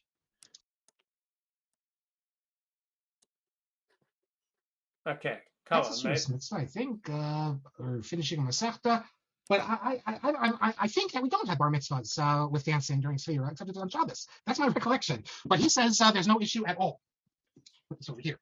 Yaakov. The challenges is me when I said that I think the real meaning of the Hadron is that we'll return to you, you'll return to us. And I said it's probably a drash, like a nice homiletic, that the Hadron means our glory upon you, your glory upon me. And Jacob argues, no, just the opposite. That's the actual meaning. Well, I tell you, if you look in Sperber's book, Volume 1, Minhagei Yisrael, Chapter 18, he brings both. There's big authorities on each side. Part of the issue is that there is a mistranslation. I thank you, Jacob, for pointing it out. Although it's usually translated as Hadron, Hadaron Alach, Masachas Brachos, let's say, Hadaron Alach, that we will return to you. As Jacob points out, it can't mean that because you'd have the Nun preface if that was the case. So what it really means, however, is Hadaron Alach, we returned upon you, and you returned upon us. Whatever that means, it's a little strange. But later, then it says, that's the future. So it says, we will not forget you, and you will not forget us. So you get both, I guess they're both right. Now I'm going to get to what I said about the confirmation, because I promised about mitzvah. And the one who asked me about Beryl Wine's book, the new book, which is very relevant, it's all about orthodoxy and the defense of orthodoxy. It's very relevant to things we're doing in this class. I'll mention that next class. I took some notes on it, and there's a number of mistakes I'll point out, so much so that I believe, he's no youngster today, that I will show you things where I find it hard to believe he wrote it. I think he had an assistant, and there's just certain things that I don't believe he could have written. Well, just for instance, I am certain, I know that Rabbi Wine knows that Yeshiva University is spelled without an H at the end. So when you have Yeshiva University, not just once, but again and again, spelled with an H, I have to think that some copy editor, and he didn't read over, someone put that in. And I'll show you other examples of that as well, and I'll take issue with some of the things that Rabbi Wine says. Okay, that's Professor Mark Shapiro talking about the rise of Reform Judaism in 19th century Germany and the rabbinic response.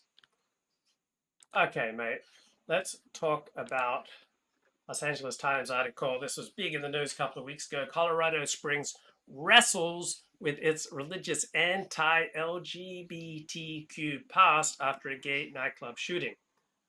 Colorado Springs, when officials unfurled a 25-foot-long rainbow flag in front of Colorado Springs City Hall this week, people who gathered to mourn the victims of mass shooting of a popular gay club couldn't help but reflect on how such a display of support would have been unthinkable just days earlier. With a growing, diversifying population, the Colorado city, nestled at the foothills of the Rockies, is a patchwork of disparate social and cultural fabrics. It's a place full of art shops and breweries, mega churches and military bases, a liberal arts college and Air Force Academy. But last weekend's shooting has raised uneasy questions about the lasting legacy of cultural conflicts that caught fire decades ago and gave Colorado Springs a reputation as a center of religion-infused conservatism, where LGBTQ people didn't fit in with the most vocal community leaders' idea of family values. For some, merely seeing police being careful to refer to the victims using their correct pronouns this week signaled a seismic change. For others, the shocking act of violence in a space considered an LGBTQ refuge shattered a sense of optimism that had spread from the city's revitalized downtown to the sprawling subdivisions. on its outskirts. Okay, so what the hell was going on in Colorado Springs that was so anti-gay? And Ronnie Goodman discusses it in his great work in progress, The Conservative Claims of Cultural Oppression, the Nature and Origins of Conservaphobia. So he makes the point that the cause of gay rights, ever increasing LGBTQ rights, is just another arena on which the anointed, right, the liberal, left, modern secularists dominate the high ground in most of our institutions. They dominate the means of cultural production.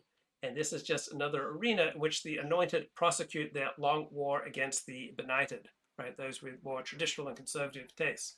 So we're talking about the court case of Romer versus Evans, which invalidated on equal protection grounds an amendment to Colorado's state constitution, right? The people, right? Democratic processes work. The people passed Amendment 2 that would have barred municipalities from enacting pro-gay anti-discrimination ordinances. And the late Justice Antonin Scalia observed, when the court takes sides in the culture wars, it tends to be with the knights rather than with the common people, more specifically with the Knights Templar, meaning the elites, reflecting the views and values of the lawyer class from which the court's members are drawn. Right? Court rulings tend to align with the sentiments, the partisan preferences of the lawyer class. Right? How that lawyer class feels about homosexuality will be evident to anyone who wishes to interview job applicants at virtually any of the nation's law schools. The interviewer may refuse to offer a job because the applicant is a Republican, because he is an adulterer, because he went to the wrong prep school, or he belongs to the wrong country club, because he eats snails, because he is a womanizer, because she wears real animal fur, or even because he hates the Chicago Cubs. But if the interviewer should wish not to be an associate or partner of an applicant because he disapproves of the applicant's homosexuality, then he will have violated the pledge which the Association of American Law Schools requires all its member schools to exact from job interviewers: assurance of the employer's willingness to hire homosexuals. So I've gone to jobs where it's quickly very clear that the employer, that the organization, right, that this corporate structure was never going to hire an Orthodox Jew. They had no interest in hiring an Orthodox Jew because they loathed, feared, despised, were uncomfortable with Orthodox Jews. But that prejudice is protected. You can refuse to hire Orthodox Jews, right? You can't refuse to hire Jews, but effectively, you can't be sued for refusing to hire Orthodox Jews. So if you go to, I've gone to many a job interview wearing a yarmulke, and probably 2/3 of job interviews just write off, they will not hire you because you wear a yarmulke. But that prejudice is legally protected, right? So this law school view of what prejudices must be stamped out may be contrasted with the more plebeian attitudes that apparently still prevail in the United States Congress, which has been unresponsive to repeated attempts to extend to homosexuals the protection of federal civil rights laws. So apparently members of Congress are free to discriminate on the basis of some sexual orientation when it comes to hiring staff. So the real equal protection question raised by this court case is not whether gays are to enjoy equality with heterosexuals, notwithstanding the prejudices of Coloradans, but whether the prejudices of the ordinary Americans are to enjoy equality with the prejudices of the liberal elites. Right? The prejudices of the liberal elites are protected by law. They are free to never hire an Orthodox Jew, or to never hire a Republican, or to never hire a member of the NRA. Right? That is legally protected. Right? So the modern secular liberal left elites purport to stand for equality, but they stand for inequality inasmuch as they are privileged to shield their own prejudices, say against Orthodox Jews or gun owners, from the scrutiny they routinely mete out to trads. So the modern secular left elites routinely avail themselves of the right to base their employment decisions on irrational factors like appearance, demeanor, personality, religiosity, right? These are not directly germane to job performance, narrowly construed, but are highly relevant to maintaining a workplace environment that reflects the liberals' sensibilities and self-image. Yet this is a privilege they reserve to themselves alone. They believe themselves more tolerant than regular Americans.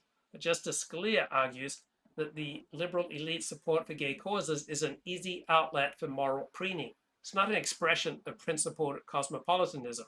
The cosmopolitanism is nowhere to be found when it would conflict with the liberal elite's own prejudices, such as against religious people or gun owners. So people on the left see this as a standoff between enlightenment and dark intolerance. But people from the right see this as a clash of prejudices. Like liberals argue that Amendment 2 placed a unique burden on homosexuals that was not suffered by heterosexuals. But conservatives retort that the invalidation of this democratically passed Amendment 2 placed a unique burden on popular culture that was not suffered by elite culture, right? Their prejudices are protected, ours are not. So liberalism is always pushed through indeterminate abstractions like equality, but the concrete implementation of equality always engenders new forms of inequality. So liberals are blind to the self-righteous censoriousness that conservatives detect in them, because liberals will not recognize that inequality will always be conserved in some shape or form. They've merely chosen to conserve it in their own favor, and then they label this as progress. Right, so the court's decision to invalidate Colorado's Amendment 2, designed to preempt local laws prohibiting anti-gay discrimination, betrayed the law school view of what prejudices must be stamped out. It ratifies a state of affairs which the liberal elite can indulge their own arbitrary prejudices in employment decisions while preventing the common people from doing the same. So the equal protection problem posed by this case was not between gays and straights, but between the liberal elites and regular Americans. It's not about protection against prejudices, but about protection of the right to indulge in prejudice. Angus says, it's absolutely true about the lawyer class asserting incredible power to circumvent the will of the people. Trads are simply going to have to build large support networks where they work together across religions. Same people who are buying Teslas as an expensive virtue signal are now looking to ditch their Teslas. They don't like how Elon Musk has allowed conservative voices on Twitter.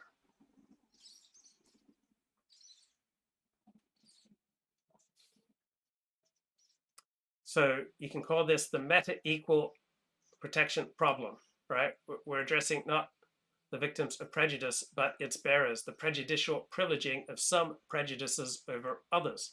The meta-equal protection violation discerned in conservative claims of cultural oppression is that liberals wield the power of the state and of elite social institutions to attack, denigrate, and deny other people's illiberal hierarchies, while their own hierarchies and prejudices remain hidden from view, insulated from what would be analogous forms of criticism, regulation, and interference. So this is the difference between modern liberals and pre-modern conservatives. This is the central core of the liberal privilege that grieves the latter. So when Nietzsche writes that almost everything we call higher culture is merely the spiritualization of cruelty, and it's becoming more profound, becoming more refined, that the older forms of cruelty offend the new taste. The art of wounding and torturing others with words and looks reaches its supreme development in times of corruption. So liberalism is this higher culture. This is what permits liberals to sublimate, to intellectualize, to etherealize the authoritarian impulses that conservatives express more crudely in ways more visible to the naked eye. So primitive man was a natural peacock, right? He was open in his self-display and in his self-glorification. But liberal elites play the same game, only not as openly. Right? Liberals and conservatives play the same game, but the conservatives come across as more primitive and more crude in their hero system and in their prejudices. Right? The conservative and traditional hero system is less subtle and less disguised than the hero systems of the liberal left. It is this disguising of their hero system is what the ethos of disengaged self-control and self-reflexivity, meaning constantly monitoring how your words and speech affect others, that's what enables liberals to pull this off. So this allows them to spiritualize all the impulses they would prefer to associate with conservatives and thereby indulge their prejudices under a veneer of cultural, political, and historical sophistication. So this liberal perspective is at its most plausible when it comes to something like the constitutional nullification of homosexual sodomy laws, as in Lawrence versus Texas. So this nullification may be formally hegemonic with respect to those who wish to monitor other people's bedroom activities, now prevents them from doing so. But substantively, the ruling upholds democracy, autonomy, and tolerance, as it is not endorsing any particular view of what should happen in those bedrooms. However, the question becomes more complicated in other contexts, such as Romer versus Evans with Colorado's Amendment 2. Right, the decision nullifying Colorado's Amendment 2 on equal protection grounds. Right, this was promoted in reaction to municipal ordinances prohibiting anti-gay discrimination in liberal havens such as Boulder, Aspen, and Denver. So Amendment 2 would have repealed those ordinances and prohibited the enactment of similar ones in the future. Now, this measure was defended on traditional conservative grounds as an expression of the citizens' moral disapproval of homosexuality through their employment and rental decisions. So Amendment 2 was defended as creating a substantively anti-hegemonic domain. Its defenders viewed the liberals who succeeded in overturning it as agents of hegemony, that means power, working to curb the autonomous self-expression of Colorado citizens. So the democratically expressed wishes of Colorado citizens had to be smashed. Democracy had to be smashed for the liberal elites to maintain their power. So conservative censoriousness has been merely replaced by liberal meta-censoriousness. So the court's central justification for invalidating Amendment 2 was that it violated Equal Protection Clause. And so it imposed a broad political disability upon an entire class of persons. It ran afoul of the Equal Protection Clause because it identifies persons by a single trait and then denies them protection across the board, because the resulting disqualification of a class of persons from the right to seek specific protection from the law is unprecedented in our jurisprudence. So this Amendment 2 would have required gays and lesbians to seek a political redress through the state's procedures for amending its constitution. By contrast, other groups unaffected by the law could continue to pursue their aims through ordinary political channels. So the central issue then was not the rights conferred by Amendment 2, the right to discriminate against gays and lesbians with legal impunity, but the rights withheld by it, the rights of gays and lesbians to rescind the rights conferred, which the court judge had been unfairly burdened. So the state's purported interests here have been dismissed as mere pretext for animus. So the rationality of Amendment 2, right, was defended along a number of lines, including the state's legitimate interest in conserving resources, preserving its traditional morality, safeguarding freedom of association. But the court was not persuaded. Right? It did not address the broader questions of whether moral disapproval can qualify as a rational state interest. It refused to credit this motivation. So the court determined that Amendment 2's sheer breadth is so discontinuous with the reasons offered for it that the amendment seems inexplicable by anything but animus towards the class it affects. So therefore, Amendment 2 could bear no rational relationship to any legitimate state interests.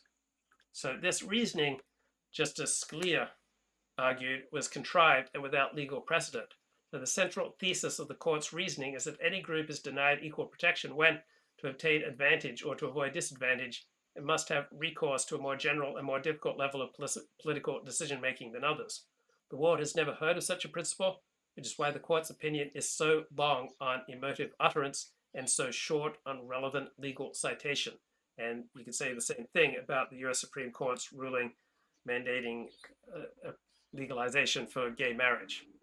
Seems to me most unlikely that any multi-level democracy can function under such a principle. This is the late Antonin Scalia. So the court's holding, according to Scalia, is essentially incompatible with what we all recognize to be a state's power to pass laws prohibiting the award of municipal contracts to the relatives of city officials. It is refuted every time a state law prohibiting or disfavoring certain conduct is passed, and such a law prevents the adversely affected group from changing the policy thus established. So any kind of constitutional right places special barriers before those who oppose that right. Justice Scalia concludes the court's imputation of animus was without legal or empirical foundation. So the court's conclusion that Amendment 2 was inspired by a bare desire to harm a politically unpopular group was nothing short of insulting. It's just an expression of the law school view of what prejudices must be stamped out. So the prejudices of the elites are protected, prejudices and hero systems of ordinary Americans are continually restricted. So the court had simply taken sides in the culture wars. It had taken upon itself the responsibility of extirpating cultural values that did not resonate with the lawyer class from which its members are drawn. So the charge of animus was just the cultural imperialism of the liberal elites, who indulge their own prejudices in their own hiring decisions, but they then deny this right to ordinary Americans whose tastes and values do not enjoy the same legitimacy. Right? We do not normally think of laws that regulate smoking or gun ownership or the receipt of municipal contracts as implicating what the court describes as a single trade of persons or a class of individuals. Right? The target such regulations appear to be activities or discrete benefits rather than persons. But people who own guns, that may be a major part of their identity. Right? These broad principles announced by the court are inherently unworkable. Right? The desire to smoke, to own a gun, to ride a motorcycle, to be the recipient of a municipal contract, these are not always just ordinary dispositions whose frustration we may resent, but which do not go to the core of personhood and therefore define a social group. So conservatives, trads, we see nothing compelling in this outlook. Why not instead view laws that implicate smoking, gun ownership, motorcycle riding as targeting particular classes of individuals, single traits of persons, and view laws that implicate homosexuality as targeting behaviors and only derivatively those who undertake them? There are plenty of gun owners who see gun ownership as integral to their identity. It's a source of human dignity, no less important than the right to have an abortion or to marry a member of the same sex or to engage in homosexual sodomy. So if the court would not adopt this perspective, this is because these identities are not compatible with the buffered distance afforded by the liberal left worldview. Right? The traditionalist sees the self as porous. What you do affects me. The liberal left modernist secular approach is that the self is buffered so that even if there's massive amounts of consensual incest between adults going on next door, that doesn't affect me. But that's not the traditional view. It's this idea of a buffered distance between us and other people that allows the court to treat indeterminate broad principles as determinative. Right? These are the lines which the court drew between what goes to the core of our personhood and what is just an ordinary disposition. So if the court's reasoning would not be applied to any statewide regulation of firearms, this is because firearms are relics of our barbarian past, right? The province of other less fortunate peoples. These are just symbols of the violence which the liberal, reflexive, disciplinary, buffered society seeks to extirpate. So some identities, such as owning guns, are legally protected or not legally protected. Other identities, such as the right to commit sodomy, are legally protected. So why are some prejudices protected and others are not? Back to Mark Shapiro. So I do want to talk about the confirmation for a minute. That's a reform, and that's going to be part of our story, depending on how long we continue, because the Reform Institute, this confirmation, the confirmation is, it's really an act of the youth confirming his or her faith. So what does that have to do with bat mitzvah? Because I connected them, and we dealt with Rabbi Aaron Volkin, the Rav of Pinsk, and his Zakan Aaron, and I looked in his Zakan Aaron because I thought I remembered it, and I was correct. His language is, he actually uses the word confirmation, and he calls it Chag HaBagrut in Beit HaKnesset. So what does this have to do with bat mitzvah? Well, what it has to do with bat mitzvah is the following, that what the Reform did is they took the confirmation, and then this was the first time that you recognize a girl, a girl reaching an age where she could be, let's say, a member of the community. And then that later morphed into bat mitzvah. It wasn't the Orthodox. And the Orthodox, who did this at first, and the Orthodox always assumed that the bat mitzvah and the confirmation were the same thing, that they're just a practice that was taken first to confirmation, then you change the name. Now, whether that's right or not, we can argue. Just to give you an example, the Sri H, his response to bat mitzvah is the most famous of them all.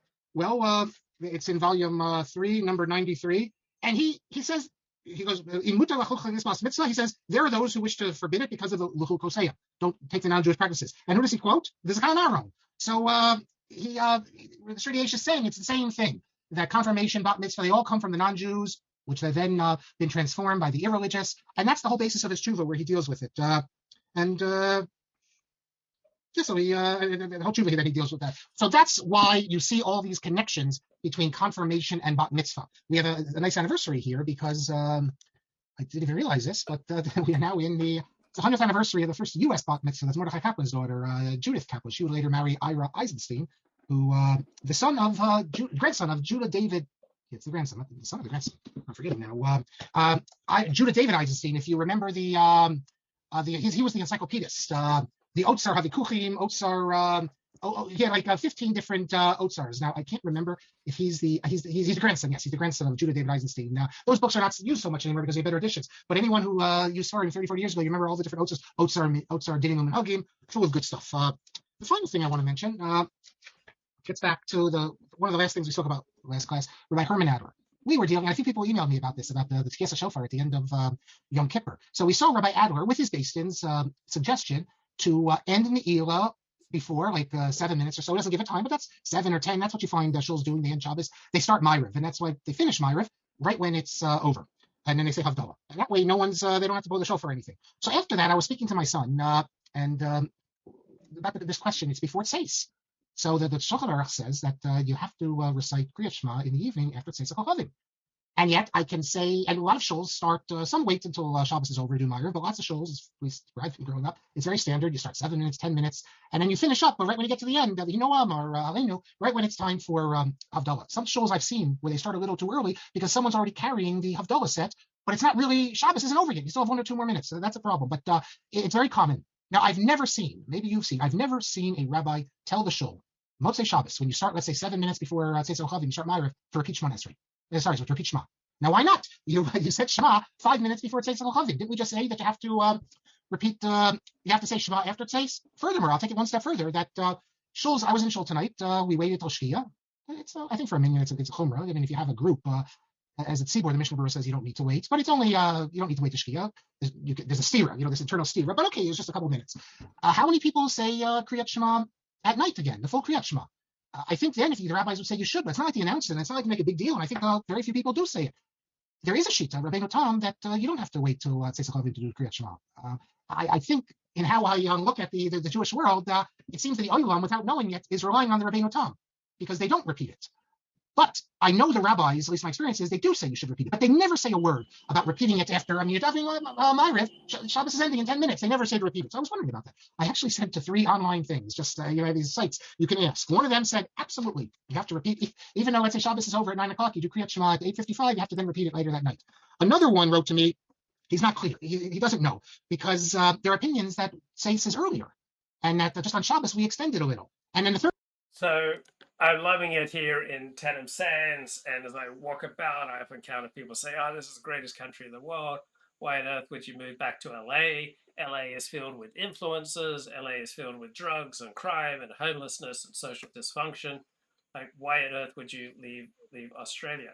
And I would say one reason is that I like to talk to really smart people. I mean, for me, the equivalent of playing catch with Tom Brady, for someone who's just a giant NFL fan, is talking to someone with an IQ above 150. And I get to do that fairly regularly in Los Angeles. If I lived in Tenem Sands, I'm not sure there's anyone around here with an IQ above 150. But you have far more of these people in LA, and I get to interact with them. So that, for me, is absolutely thrilling. Right, just bouncing ideas off, listening to people who are incredibly smart, break things down, have perspectives that I never thought of. Right, that for me is the equivalent of playing catch with Tom Brady or getting a blowjob from a porn star. So I've been listening, of course, every day. I listen to 12-step talks, and I've been thinking about the importance to get outside myself. So we're suffering from an epidemic of loneliness. And I was just reading an article about one of the best solutions to loneliness is to take on a volunteer position. So when you take on a volunteer position, right, it helps you to get outside yourself. When you learn to take directions from a boss, from a family member, from someone above you, right, when you take directions from properly constituted authority, right, you also then get outside yourself. So I'm naturally incredibly self-centered, incredibly egotistical, narcissistic, grandiose. Those are my natural tendencies. So I find when I subordinate myself to taking directions from properly constituted authorities, that's really good for me. And another way I get outside of myself is to listen to lectures, listen to audible books, right? So I get outside of my own thinking. So let's play a little bit more here from Professor Mark Shapiro while I pull this show together. Third one is Eretz Chemda. I got the Eretz Chemda yesterday. And Eretz Chemda absolutely, he says there's no reason you have to repeat Shema Motzei Shabbos. He says that the Tzeitzak Kochavim that we do, Motzei Shabbos, is we extend it because of Kedusha Shabbos, maybe Tosefes Shabbos, but there's Shitas that hold that an earlier Tzeis is okay, and since it's only a few minutes, 5 minutes or so earlier, you're definitely Yotzei, and there's no reason that you have to repeat it. So, and that's clearly the minhag. Unless in your show they tell you, it wouldn't make any sense, because any rabbi who's going to tell you to repeat Kriya Shema later in the evening is going to say, well, let's start davening at Tzeis. Any rabbi who says we're going to daven 7 minutes before Tzeis is going to assume it's okay, and Eretz Chemda says it's fine. So that's all I wanted to talk about. Okay, let's have a look at Richard Spencer's Twitter feed. There are a few things worse than alt-proles, he says. This is Toby Robinson playing optics. Quick message, we're in London. We're outside the Ukrainian embassy. This isn't against Ukrainian people, but our government, as are all Western governments, are fighting a proxy war against Russia. They're using our taxpayers' money, people who can't afford whether they're heating or they're eating this Christmas, and they're sending billions and billions without asking a question of any taxpayer, all taxpayers' money, with no receipts of where the money's going. Who's receiving the money, where it's going, and what's it funded? And that's across the West. There's no call for peace, and people are fed up of our taxpayers' money funding this war. So as we're here, we thought we'd stop off outside the Ukrainian embassy. We're going into London just to send a very easy message. Reads, the UK gives billions of pounds to Ukraine, financing Nazis. You know, all the left-wingers, all these people. You're funding literal neo-Nazis, trained regimental neo-Nazis, okay? And they're taking our taxpayers' money to fight a bullshit war. So, yeah, just a quick message, that's all it is. Quick message, we're in London, we're outside the Ukraine. Okay, what else is on Richard's Twitter?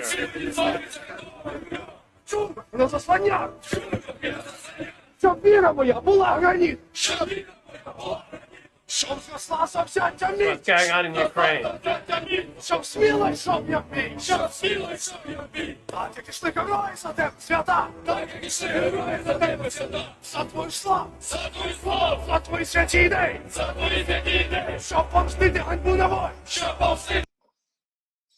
Okay, Christmas in Kyiv. You see the result of the Russian attack on infrastructure, lack of power. Richard Spencer tweets taking on Tucker Carlson. It must all be part of Zelensky's war on Christmas. Richard says, there are serious objections and criticisms one can make regarding funding Ukraine's defense, but Tucker Carlson avoids these. Said he makes an absurd, manipulative, and bad faith claim that Zelensky is engaging in a war on Christmas. Here's a picture of Zelensky that he's.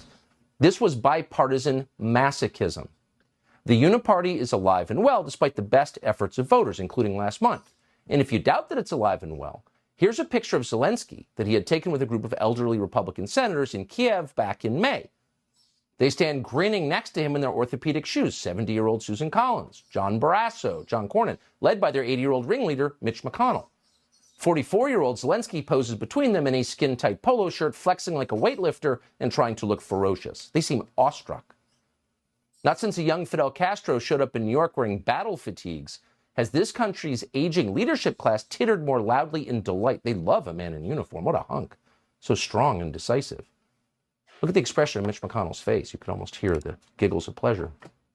No rational person assessing the issues ever would have predicted this moment. If you were a Republican office holder and Zelensky came to Washington, maybe you would, for a moment, ask him about his current and ongoing war against Christianity in Ukraine. Especially if you were, say, Mitch McConnell or John Cornyn, and a lot of your own voters go to church on Sunday. They might care about that issue. But McConnell and Cornyn didn't mention that. They didn't say a word. You will not hear a word on television tonight about the fact that Zelensky has banned an entire ancient Christian denomination in Ukraine, and then seized churches, and then thrown priests into jail. According to Mitch McConnell, who apparently hasn't left his office since the mid-'80s, anti-Christian despotism is what most Republicans want above all. They don't get enough. They're just begging for it. Watch McConnell explain. Providing assistance for the Ukrainians to defeat the Russians, that's the number one priority for the United States right now, according to most Republicans. That's sort of how we see the challenges confronting the country at the moment. And two other senators stand behind him, nodding like it's true. Defeating Putin is, quote, the number one priority among Republicans, says Mitch McConnell, who leads Republicans in the Senate. Number one? Before our own economy? or our own children's schools, or for that matter, before the more than 2,000 young people killed last year by fentanyl in Mitch McConnell's, quote, home state of Kentucky? Okay, I mean, I think there's useful challenges to the conventional narrative. Let's have a look here, which is critique. Much of this derives from the fact that conservative thought leaders are anti-intellectual and their audience is low IQ. But it goes deeper. Conservatives actively pollute discourse. They don't want to, or they can't contribute anything, and thus consider derailment a victory. I disagree. I don't think that conservatives actively pollute discourse. They actively pollute liberal discourse. They actively challenge institutional, hegemonic, liberal discourse. There might soon come a time when suppressing Tucker Carlson's program will be a matter of the national interests, much as suppressing Kremlin-controlled churches was for Ukraine. I think that's absolutely absurd. Right? Richard thinks that we might need soon to crush Tucker Carlson's program, make it illegal. What the hell? Ringleader Mitch McConnell. This was bipartisan masochism. The Uniparty is alive and well, despite the best efforts of voters. Okay, we want to play that. Steve Saylor was just suspended for telling truths about crime rates. And let's see. Russians only stand a chance of being free when they defeat the Kremlin in their minds. Richard says, powerful words from Zelensky. This maximum can be applied in many areas. Richard says, Tom Cruise is America's last movie star. He's creating a new genre, hyper-realism. Man is something that shall be overcome. What have you done to overcome him? But Trump loyalist Mike Lindell returns, announces he's seen anomalies in the 2022 Florida governor's race. All right. I think that's ridiculous. Somehow I've lost the flowing chat across my screen. So next show I'll absolutely fix that. Let me see what the hell else is going on. Play a little Mark Shapiro. Today I want as preface, but now let's get back to Come on, Mark. our comments, our discussions, and we're picking up in the Sefer. Well, we're going to look actually. In the Sefer Ela Devri Bris. But before we get to that, I want to mention something I told you, because I think I love these fascinating stories I'm going to tell you. None of them are true, but they reveal an insight into the world and what's thought of as something to admire. Although it's not just us listening who are going to be shocked, and I don't think anyone listening is going to see it admirable. I've asked Haredim about this, and they too are very troubled by these sorts of stories, because we live in a whole totally different world than what it's like. And it's not just in English speakers, but in particular English speakers. Like when they translated, ArtScroll translated the biography of Rav Yoshev into English, they took out sections. In the Hebrew biography, they played up the fact that he didn't have any personal relationships, even with his family, because he was Kulal Torah. So much so that it says that they couldn't remember his children's names. When ArtScroll translated that, they knew that wouldn't play well, so they got rid of it. They took that stuff out. But this is the story I tell you. If the letter of the Dayanim to Rabbi Moshe Sofer, Schreiber, the Chasam Sofer, says, it mentions his father-in-law, Rabbi Kiva Eger, Rav Oposit. The Chasam Sofer was married 3 times. First wife, no children. Second wife, that's the daughter of Rabbi Kiva Eger, he had all of his children with, and then he married a 3rd time. If you come with this summer to Central Europe, I've showed you already the grave of the Panamiros of Meir Eisenshop, but right near there is the grave of Rabbi Kiva Eger's, not his father, I think it's just his mother. Not his father, as I recall. But unbelievable. Going Rabbi Kiva Eger, I don't know if it's a year or 1 year older than his son-in-law, the Chasam Sofer. And there's all sorts of stories of their connection. But I want to read you now one of the most famous stories. It's repeated in many, many places with slightly different versions. But the one I'm reading from is from Ramosha Sternbach, his Tom Badas, Volume 1, pages 244, 245. And he's quoting it from Rabbi Kahneman from the Ponevezh Yeshiva. But in case you think, well, this is a Litvak, what do they know about the Hungarian traditions? The same story is found in, not only is it found in Hungarian traditions, it's even found. So anyway, as I'm going to playgrounds trying out these various exercise machines, I'm finding out how flabby my abdomen is. So I'm doing these exercises, where I lie on a board and then lift up my legs like this. And it's really easy when you're lifting up your legs to not lengthen through your legs, to just kind of allow your legs to kind of collapse into your groin area. And so when I'm doing these exercises, I'm thinking about lengthening out from my hips, right? Getting length from my hips to my knees, from my knees to my ankles, right? You don't want to just collapse into patterns of unnecessary compression. Right? You don't want to collapse into compressing down, pulling down, just losing your length and your width. So I'm thinking about freeing my neck, directing my head away from my torso, thinking about length from my hips to my knees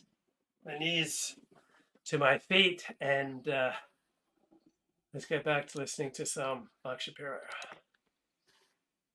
In the family, but here's the story. You tell me what you think. It says that when the and Rabbi Kahneman got this from his father-in-law. When the Chasam Sofer's wife died, the daughter of Rabbi Akiva Eger, they didn't tell her father that she passed away. Now that's believable because there was a tradition in Europe that you didn't, not just in Europe, that you didn't tell. Like today, we always tell. There was a tradition you didn't tell this news. People would get letters, a few times a year. They didn't pass this news on, and there's no chiyuv to tell people about that. When they learn about it later, if they learn about it a year after the fact, then you look at the Shulchan Aruch, what type of shit. So chiyuv means obligation. So yeah, I'm directing out through my ankles. So I'm sending direction from my hips to my knees, thinking about the length from my hips to my knees, and then the length from my knees to my ankles. What type of avelos you do? So they didn't tell Rabbi Akiva Eger, and he thought she was still alive. And lo and behold, it happened that Rabbi Akiva Eger was near Pressburg, and he announced that he wants to go spend Shabbos at the house of the Chasam Sofer, that he hasn't seen him in many years. And the Chasam Sofer didn't know what to do now because he already married someone else. So he has a new wife, his third wife, and he never told the Chasam Sofer. And the story here says that he consulted with his wife, and she was ready to leave the house for Shabbos, but the Chasam Sofer said she should stay in the house. And that's everyone has that version actually. Erev Shabbos, it says when Rabbi Akiva comes to the Chasam Sofer's house, they say to him that the Chasam Sofer is at the Beis Din. He goes there, and immediately they get into a discussion about a get that the Chasam Sofer is dealing with. The Danu Pilpulu ad Samach Knisa Shabbos. So they are talking and learning until Shabbos begins. So I didn't get a body like this, just from sitting around studying Talmud all day. I didn't get a toned body like this just from eating ice creams all day or eating chocolate or watching cricket and eating mangoes. Right? I had to work for a body like this. I had to suffer for a body like this. Then they bathe themselves and they go to the mikvah and they accept Shabbos and they continue talking at the meal. And they're so involved in their learning the whole Shabbos. As soon as Havdalah comes, the Rabbi Akiva Eger is about to leave, and he says he has to hurry, he has to run. He doesn't even have time to speak to his daughter. He just asks her, the Chasam Sofer, to give her a Drisat Shalom. So here we're supposed to imagine that Rabbi Akiva Eger comes to the house of the Chasam Sofer. He's there the whole Shabbos, in the house, eating all the meals, and he doesn't realize that the woman sitting at the table is not his daughter because he's so involved in learning. It's now I don't believe it. I don't believe it's possible. I don't care how great a lamdan you are, but the fact that the story's told. Notice what the stress is on. The stress is on that limud Torah above personal relationships. I think for most of us, we would say that's terrible. Your child, Rabbi Lichtenstein, by the way, has a comment about this, about these ideals that you're not supposed to have relationships with your children because you're supposed to be involved so much in learning, how much he thinks how terrible it is. But notice the stress here. And Moshe Sternbach wouldn't say that we're supposed to be like this, but it becomes a model for people of a different level. And there's other stories about the two of them in an interesting correspondence. Let's talk. Now, I want to introduce you to a new book. A very important book. Let me pull it up here for you so you can see. I want you to the first page of it. We saw Noga HaTzedek, and now we're going to see Eila Divrei Hebrews. This is published by the anti-reformers. And again, as we start looking at this work, remember the big problem we're going to have. If something is mutar, according to the Shulchan Aruch, can the rabbi say it's usher? And if they do say it's usher, on what basis can they say it's usher? Can the rabbis declare something usher because they think it's going to have negative communal implications, even if technically it's mutar? And if they do... So asur means forbidden, mutar means permitted. Do they have to explain what they're doing, or can they keep the masses in the dark and have the masses think that it's forbidden, where it's only the rabbis know that it's really not technically forbidden, but we think it's going to have bad implications and it's going to lead to problems? That's something... Okay, Art Bell is in the house. Art Bell says news from Zero Hedge, the European Union wants individual carbon taxes on citizens. Some EU nations want thousands of farms shut down, and every gas tank fill-up should have to pay a fee.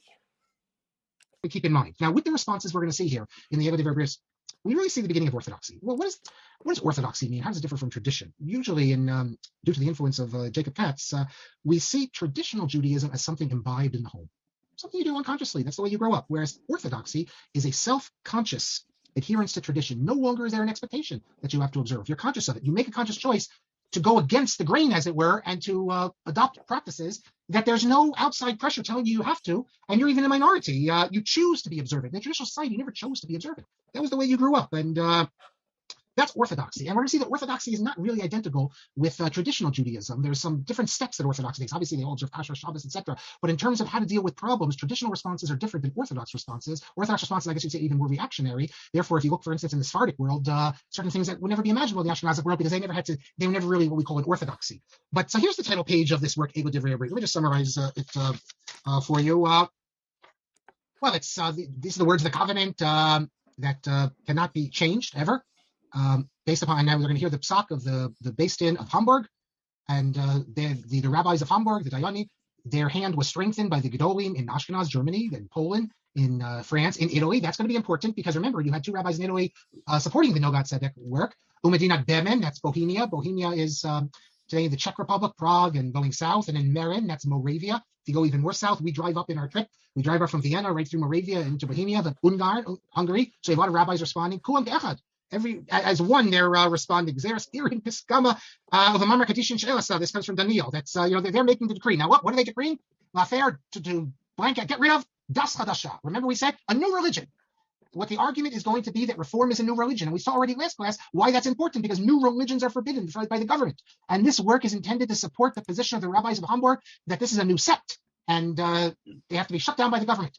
And in parentheses, it says that Eze Yechidim Hedyotim, who are not B'nai Torah, invented this new religion. They came up with practices Shalokadas Moshe Yisrael, not according to Torah. And therefore, the Gaonim have stood up, Litkoa Yated B'Kom Ne'aman. This comes from Yeshayahu. It means to fasten a peg in a. Okay, I just found this new podcast. It's called Sounds Like a Cult. This is podcast here on the cult of every week on our show, we discuss a different thematic group from the zeitgeist, from essential oils lovers to theater kids, to try and answer the big question: this group sounds like a cult, but is it really? To join our cult and see culty memes and behind-the-scenes pics, follow us on Instagram at Sounds Like a Cult Pod. I'm on Instagram at Isamedina, ISAAMEDINA. Okay, let's get to it. Yeah. There is a video medium, and we encourage people to engage with that. Yeah. Get in our YouTube cult. Yeah. We're almost at 1,000 subscribers. We surpassed it. Really? Yeah. Whoa. Congratulations. Our audio numbers are much better for those listening.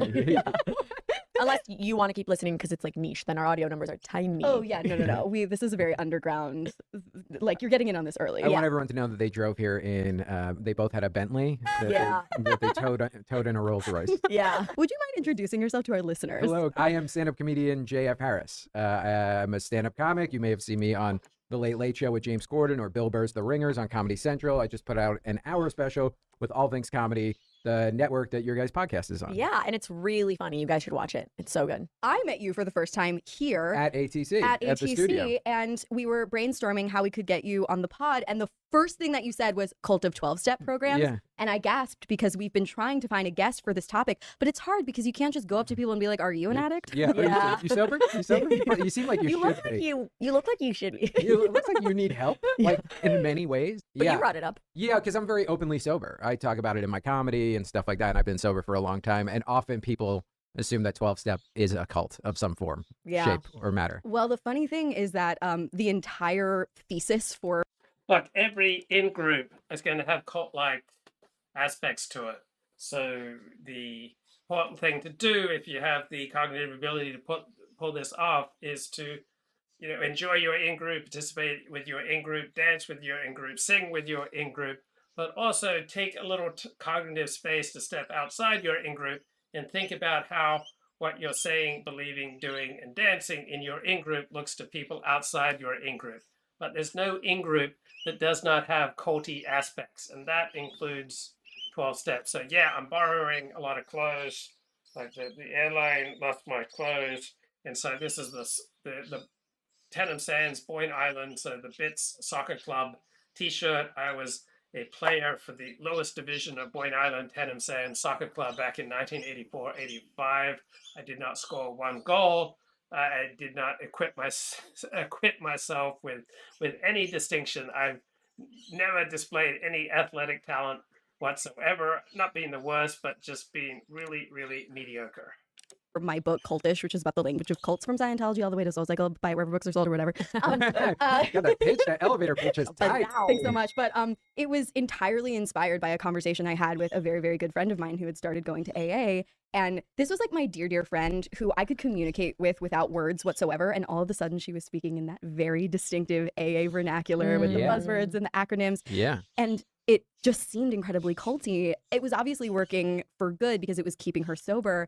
But I was like, I have to. So I went out to Palm Beach, 20 miles north of Sydney, and it was raining, and I was hanging out, sheltering from the rain with some lifeguards, and this one older lifeguard said to me, why do you live in Los Angeles? That city's filled with influencers. So I didn't tell him about my gigantic, influencer shtick. Oh, I had a much more profound point to make, and I've now forgotten it. To write a book about the way that cult language works for good and for ill. Oh, anytime anyone joins an in-group, all right, I've joined another in-group. I'm in Australia, I'm talking about cricket. I'm using language and accents and behavior and mannerisms that I would not use if I were in Los Angeles right now. So anytime you join any kind of in-group, it has an effect on the language you use, the way you see the world, right? This is not something unique to Scientology or to 12-step programs. It was all inspired by AA. That's awesome. Did she not tell you, you kind of had to figure it out yourself when she started going to AA? She told me. Is Luke missing LA yet? Not just his stuff. If I am, it's very, very little. I'm having a ball here in Australia, but once I get back to LA, I expect to be loving it in LA. So I wear rose-colored glasses. I try to see the best of where I'm at. I try to see the best in whatever situation I'm in. Right? I try to put on a new pair of glasses. Focus on what's good in whatever situation I'm in. So when I get back to LA, I expect to be loving it in LA.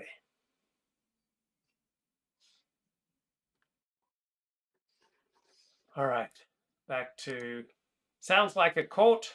The cult of 12-step programs. After she had been going for many months. And this was my best friend. But, addiction can be quite secretive. Yeah. When I got sober, most people were like, you?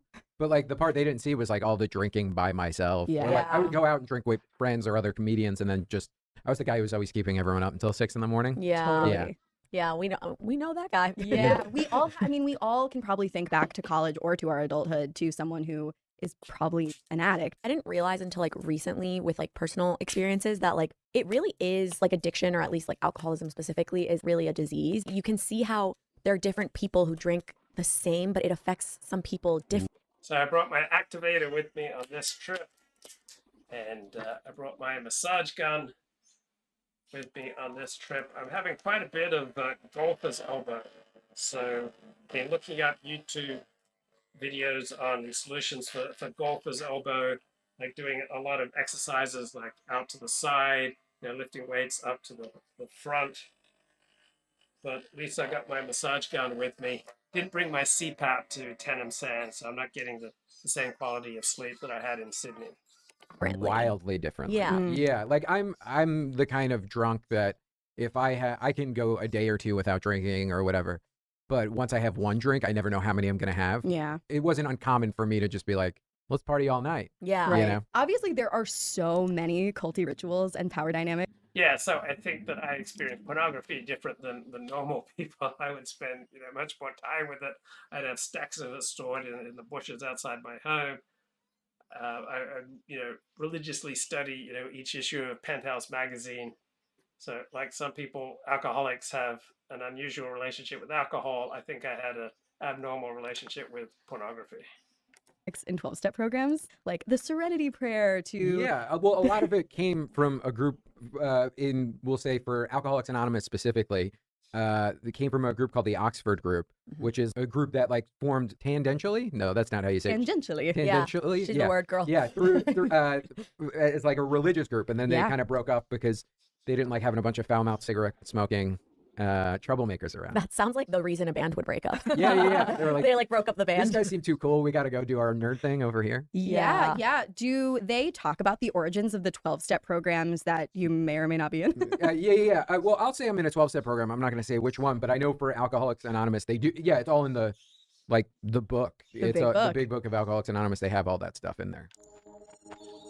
So there's different 12-step programs. So we're looking at news coverage from the government ABC channel here in Australia. So Scott Boland has been included in the second test match against South Africa, which begins at the Melbourne Cricket Ground tomorrow.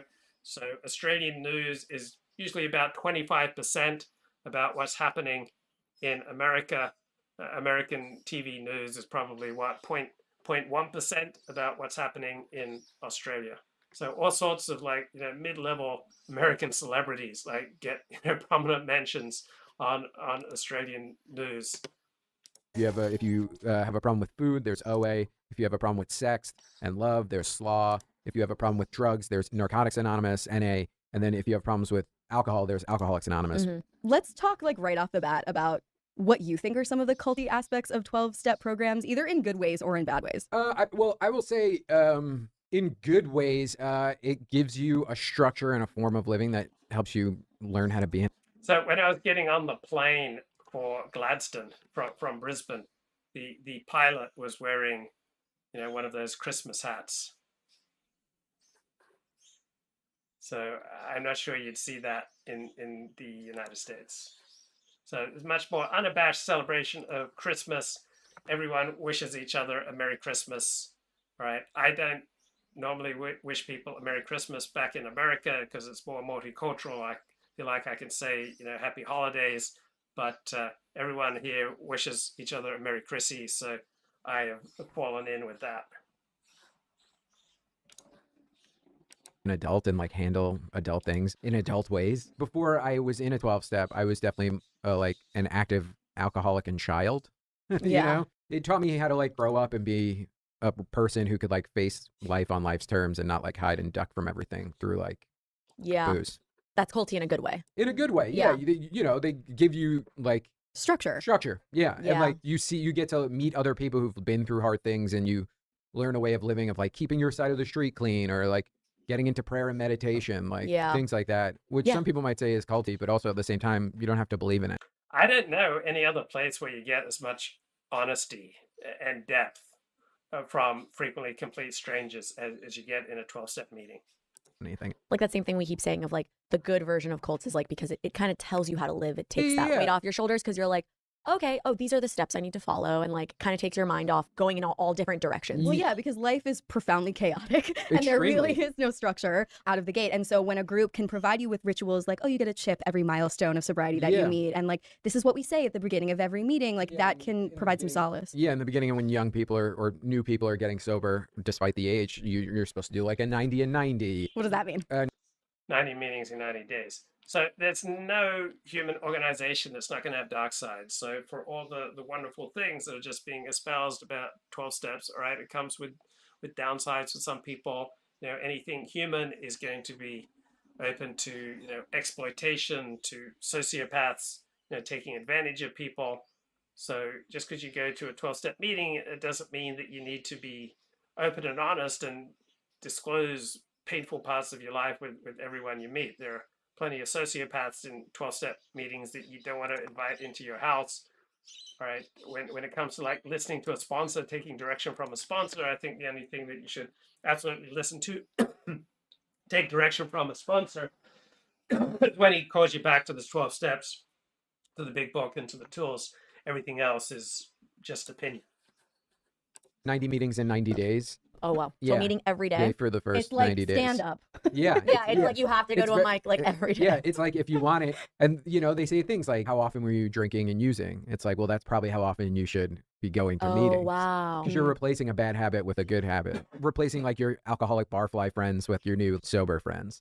That makes sense. That's why people who leave cults often end up in another type of cult. Cult hopping. Yeah. I can see that for sure. It's literally I got a Peloton. You do? Exactly. I have a iPad with the Peloton. So I'm particularly susceptible to cults, I think, because part of me resonates to that and easy access to feel like you're connected with other people, that you're celebrated and loved by other people, because much of my life I've not connected normally with other people. So the shortcut of having human connection and love and community with a cult is frequently being highly, highly attractive to me, but then I have a very skeptical part of my brain that then wants to, read the darkest, most intense criticism of whatever cult it is that I'm attracted to. An app strapped to a spin bike. I got sober December 25th, 2012. I'm a Christmas baby. What do you say? I'm a Christmas baby. Had a rough Christmas Eve. Rebirth. You're using the language of rebirth. Yeah, I was culty. born again on Jesus' birthday. Yeah, I'm in a 12-step. I got a sponsor. I got 3 sponsees. I do the thing. I work. Wow. I do stuff on the board level. Do you feel like being involved helps you kind of stay sober? 100%. So it's because of doing work in a 12-step program that I volunteer pretty regularly where I work at a food kitchen. I do stuff that's outside of myself because I learn through the program that the best way to get outside of yourself is by helping other people. Yeah. Oh, that's so true. Yeah, which is so true. Yeah, so that's what I do, And so in the 12-step programs, it's a triangle for some of them, and it's the 3 sides of the triangle stand for you.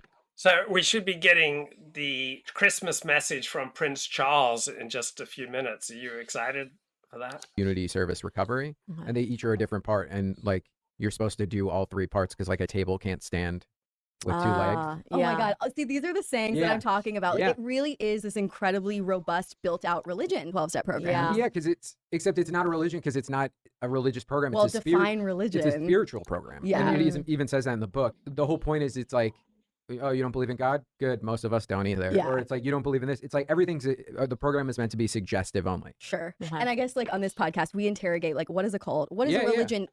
Man, I have been trying to meet my father hunger and mother hunger on this trip. I've just been stuffing down the ice cream. I had a whole bunch of chocolate at Christmas lunch. Boy, what else did I have? I had Christmas cake. My God, I'm never going to satiate my father hunger and my mother hunger 40 with chocolate and with ice cream. All right, it's not the path. How did I feel myself like this? Even can a religion be secular? Actually, Yeah. What is the difference between a culture, a social the clique, King's a speech. cult, or Yeah, religion? and I think the idea of saying it. Oh, this is exciting. What does the king have to say? A special setting for a Christmas message from a new monarch. Christmas is a particularly poignant time for all of us who have lost loved ones. King Charles paid tribute to his mother from St. George's Chapel at Windsor, where Queen Elizabeth and Prince Philip were laid to rest. We feel their absence at every familiar turn of the season and remember them in each cherished tradition. He also urged people to honour essential workers, as well as volunteers helping in times of crisis. We see it in the humanity of people throughout our nations and the Commonwealth, who so readily respond to the plight of others. In Bethlehem, thousands gathered to celebrate Christmas at midnight mass.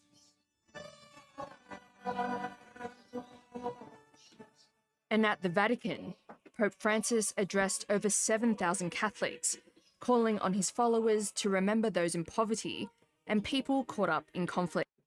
Okay, question in the chat. What's a typical Australian dessert?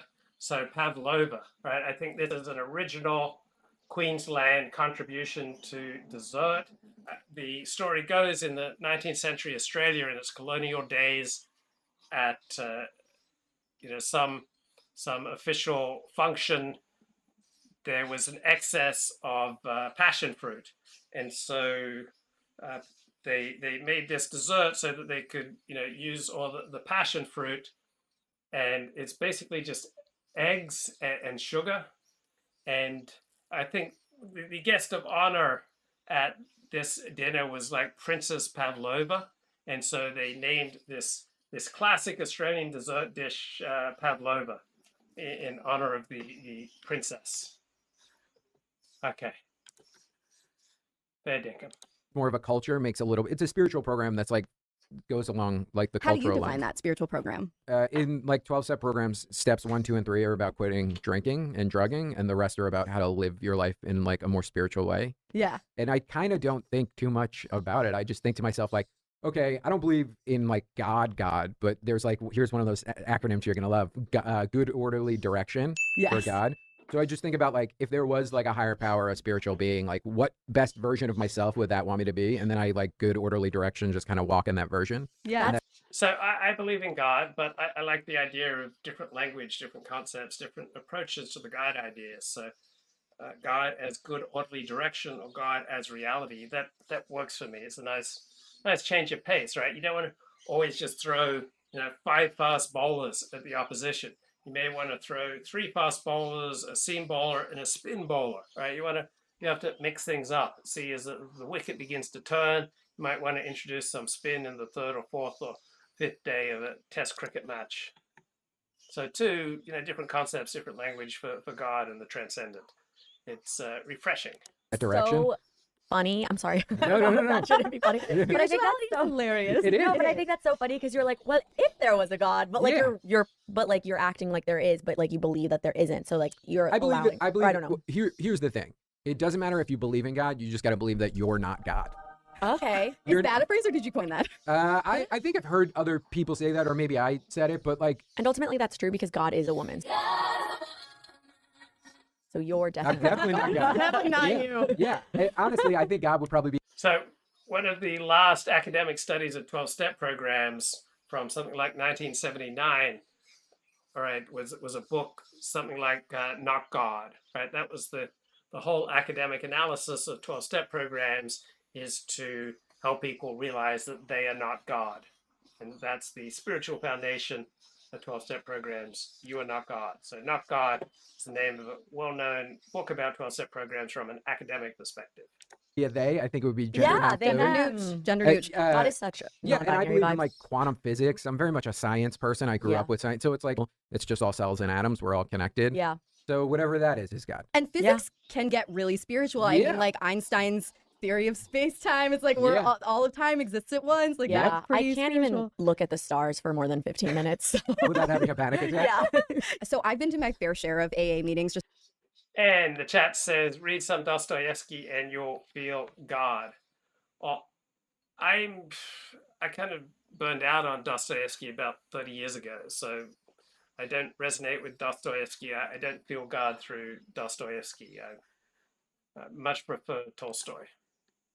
like crashing with my friend, and I love going because That's called an open meeting. An open meeting, yeah. Oh, they're not always open? They're not always Sometimes open. they're closed. Okay. Yeah. Yeah, so I go to open meetings, and I love going because it just feels like going to a Moth story slam. It's like the best fucking stories go down. And the chat says LibriVox has, some good recordings, some good short stories on audiobook, but the quality of the reading on LibriVox is so mediocre that I would often prefer to pay $10, $15 for, a professional reader to read a book than to get the cheap LibriVox version.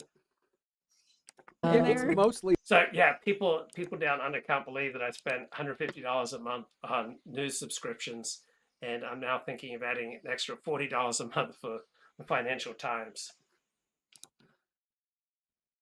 And I subscribe to Audible for $15 a month. Get one free Audible book every month. laughing. Really? Like, yeah, if you're going to fun meetings, I mean, I've been to like meetings in sad places, but Yeah.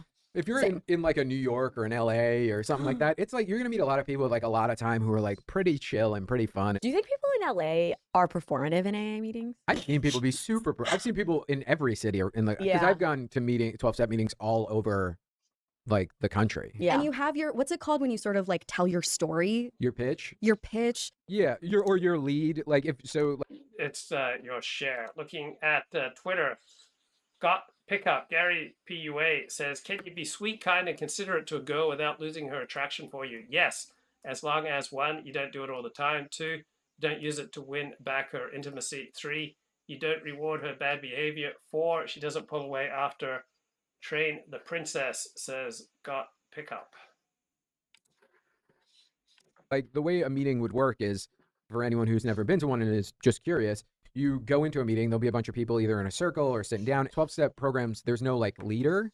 There's no centralized Yeah. organization. It's not a centralized organization. It's just it's run by the people who put it together, and then there's like suggestive guidelines. But Yeah, even though, that's what I was gonna say is one of the least culty things about it. I feel like that yeah, there and is no hierarchy. there's no hierarchy. There's no financial Entrance cost. There's zero. We need you more than we need your money. Yeah. So 12-step programs are unique in that they won't take money from people outside the program. So how many nonprofits don't want your money? Also, they've set a limit on something like $2,000 or $3,000 a year, and they won't take any more. So all sorts of people leave, in a particular 12-step program, tens of thousands of dollars in a will, and the 12-step program won't accept it.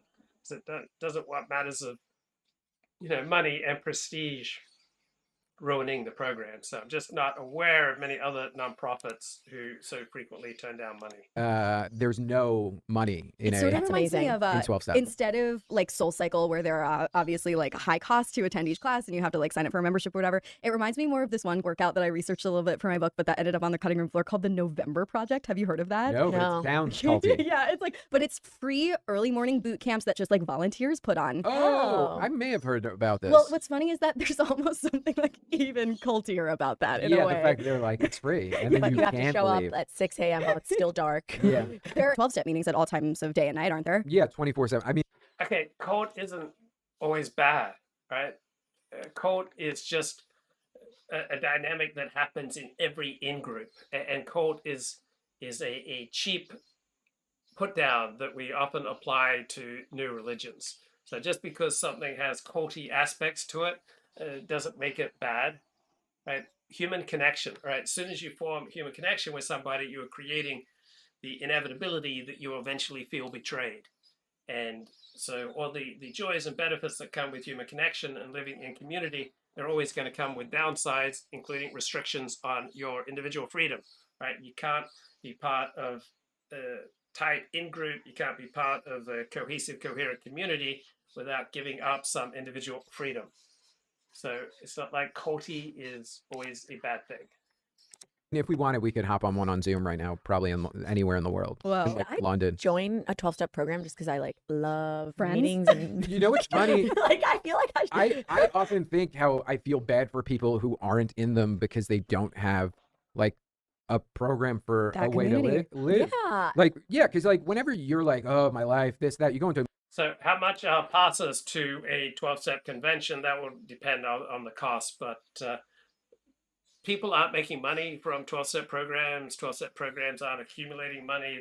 They're not investing in property or in stocks. So whatever the cost for a convention pass for a particular 12-step program, that will reflect the costs of putting on that convention. meeting, you hear about somebody who has real problems happening in their life, like parents are sick, or they're like taking care of like a sick kid, or like, you know, they got, you know, losing their house, lost their job. You're just like, oh, my shit's fine. Dude, this is what I'm saying about the moth. Like, I remember this one meeting in New York at this huge group where a guy got up there and told a story better than anything I've heard on any true crime podcast about like some people he killed with his bare hands like 40 years ago. I'm not kidding. And he was just talking about like all this crime and hardship. And I was like, Yeah, oh, dude. shit. Wait, Fuck yeah. the man murdered someone and he was not arrested? He was. He spent 20 years in jail, including like many it years was in after. solitary confinement. Yeah. This was like an old dude, like Irish Hell New yeah. York. Hell yeah. Okay, so things that are shared in 12-step programs or things that are shared to a sponsor are not legally protected, right? You can be forced to testify them in a civil lawsuit or in a criminal lawsuit. Used to be that you could just share anything in a 12-step program, but now if you, for example, testify to having had some sort of sexual relations with a minor, that can be used against you. Certainly, if you confess to a crime, that can be used against you. So you can be both civilly and criminally prosecuted for anything that you share in a 12-step program. So if you have committed crimes, may not be a good idea to share them in a 12-step context. If you are vulnerable to prosecution or lawsuit, you may only want to share them with those who are legally protected from sharing what you say, such as a licensed therapist. Right? There's no legal privilege that is conferred by what you share in a 12-step program. Brutal. My people. That's crazy. Is that you? I'm Irish. I'm a New York guy, but also just scary. like, that's a drug. You know what I mean? Like, Yeah. I'm like, yeah, totally. Yeah, like, you know, it's like I'm friends with people who are heroin addicts who've Yeah. like done terrible shit, but they've all turned their life around and are like of service to other people. And That's like, so cool. I love people who turn their life around.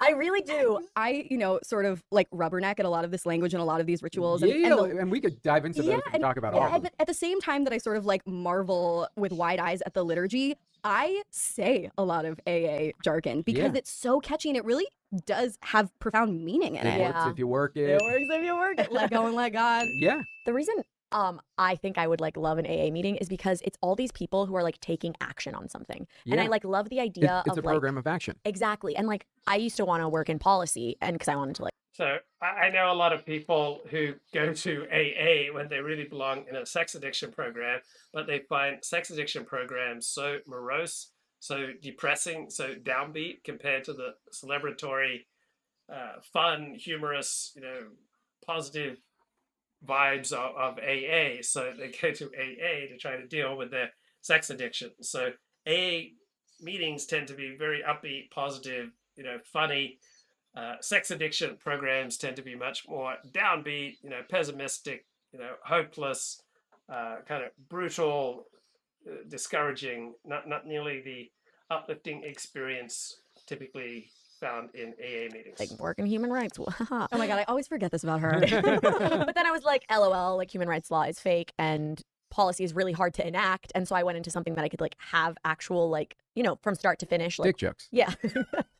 I could write a joke from start to finish. Yeah, sometimes comedy can be activism, right? 100%. I mean, totally. I got a 6-minute chunk on abortion right now that I've been telling for a couple of months, and it feels extra important right now. Yeah, I think it's so great that like these people are like taking action on something. Just the fact that they're in the meeting is already like a step in the right direction. 100%. Respect it. Yeah, you can feel like shit. You walk into one of those about halfway through. Yeah. Your shoulders drop. You feel a little bit better. Yeah. You get a little perspective. You stop doing the mental gymnastics in your head about whatever bullshit you were thinking about. And then you're just kind of there and present. And then you listen for the next 30 minutes to other people talking and maybe raise your hand and share something what's going on with you, something what the speaker nice. or leader was talking about. I feel like though I would be bad at it because the same way that when I went vegan for 2 weeks, I told everyone I would like go to an AA meeting and I would leave and I'd be like, I'm an AA.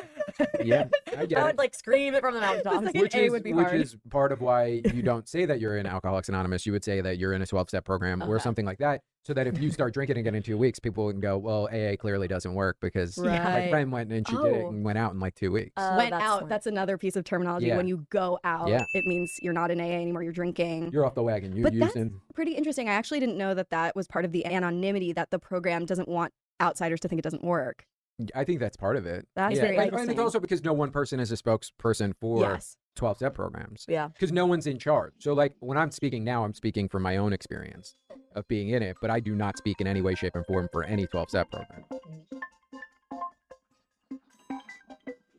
Can you talk a little bit more about the 12 steps and Yeah. what was your first impression of them?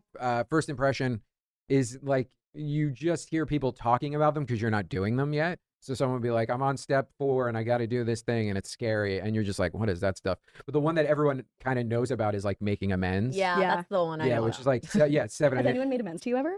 No, and they should. they go in order for a reason. There's a reason that those ones are later on. You like kind of work your way through them. They all seem scary before you do them. And it's just like anything else. Like the sooner you get them done, once they're done, you're just like, oh, that was it. Okay, cool. They teach you how to like learn how to deal with resentment, to keep your side of the street clean, to, admit when you're wrong, look at who you actually are. What are your character defects? What mistakes do you keep making? Like, how do you like hope to change to let those things go so you can like move on as a person so you don't drink over those things?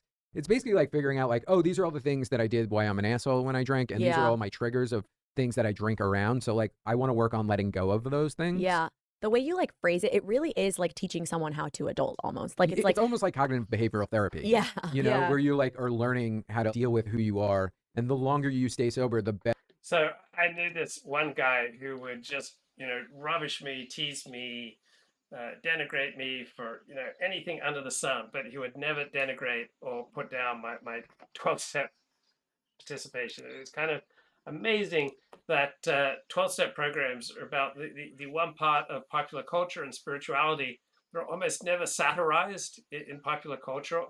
I would say that 12-step programs, 90% plus of the time, get a positive, respectful coverage in popular culture. And I assume that's because the producers of popular culture have personally experienced or know someone who's personally experienced the gifts of 12-step programs.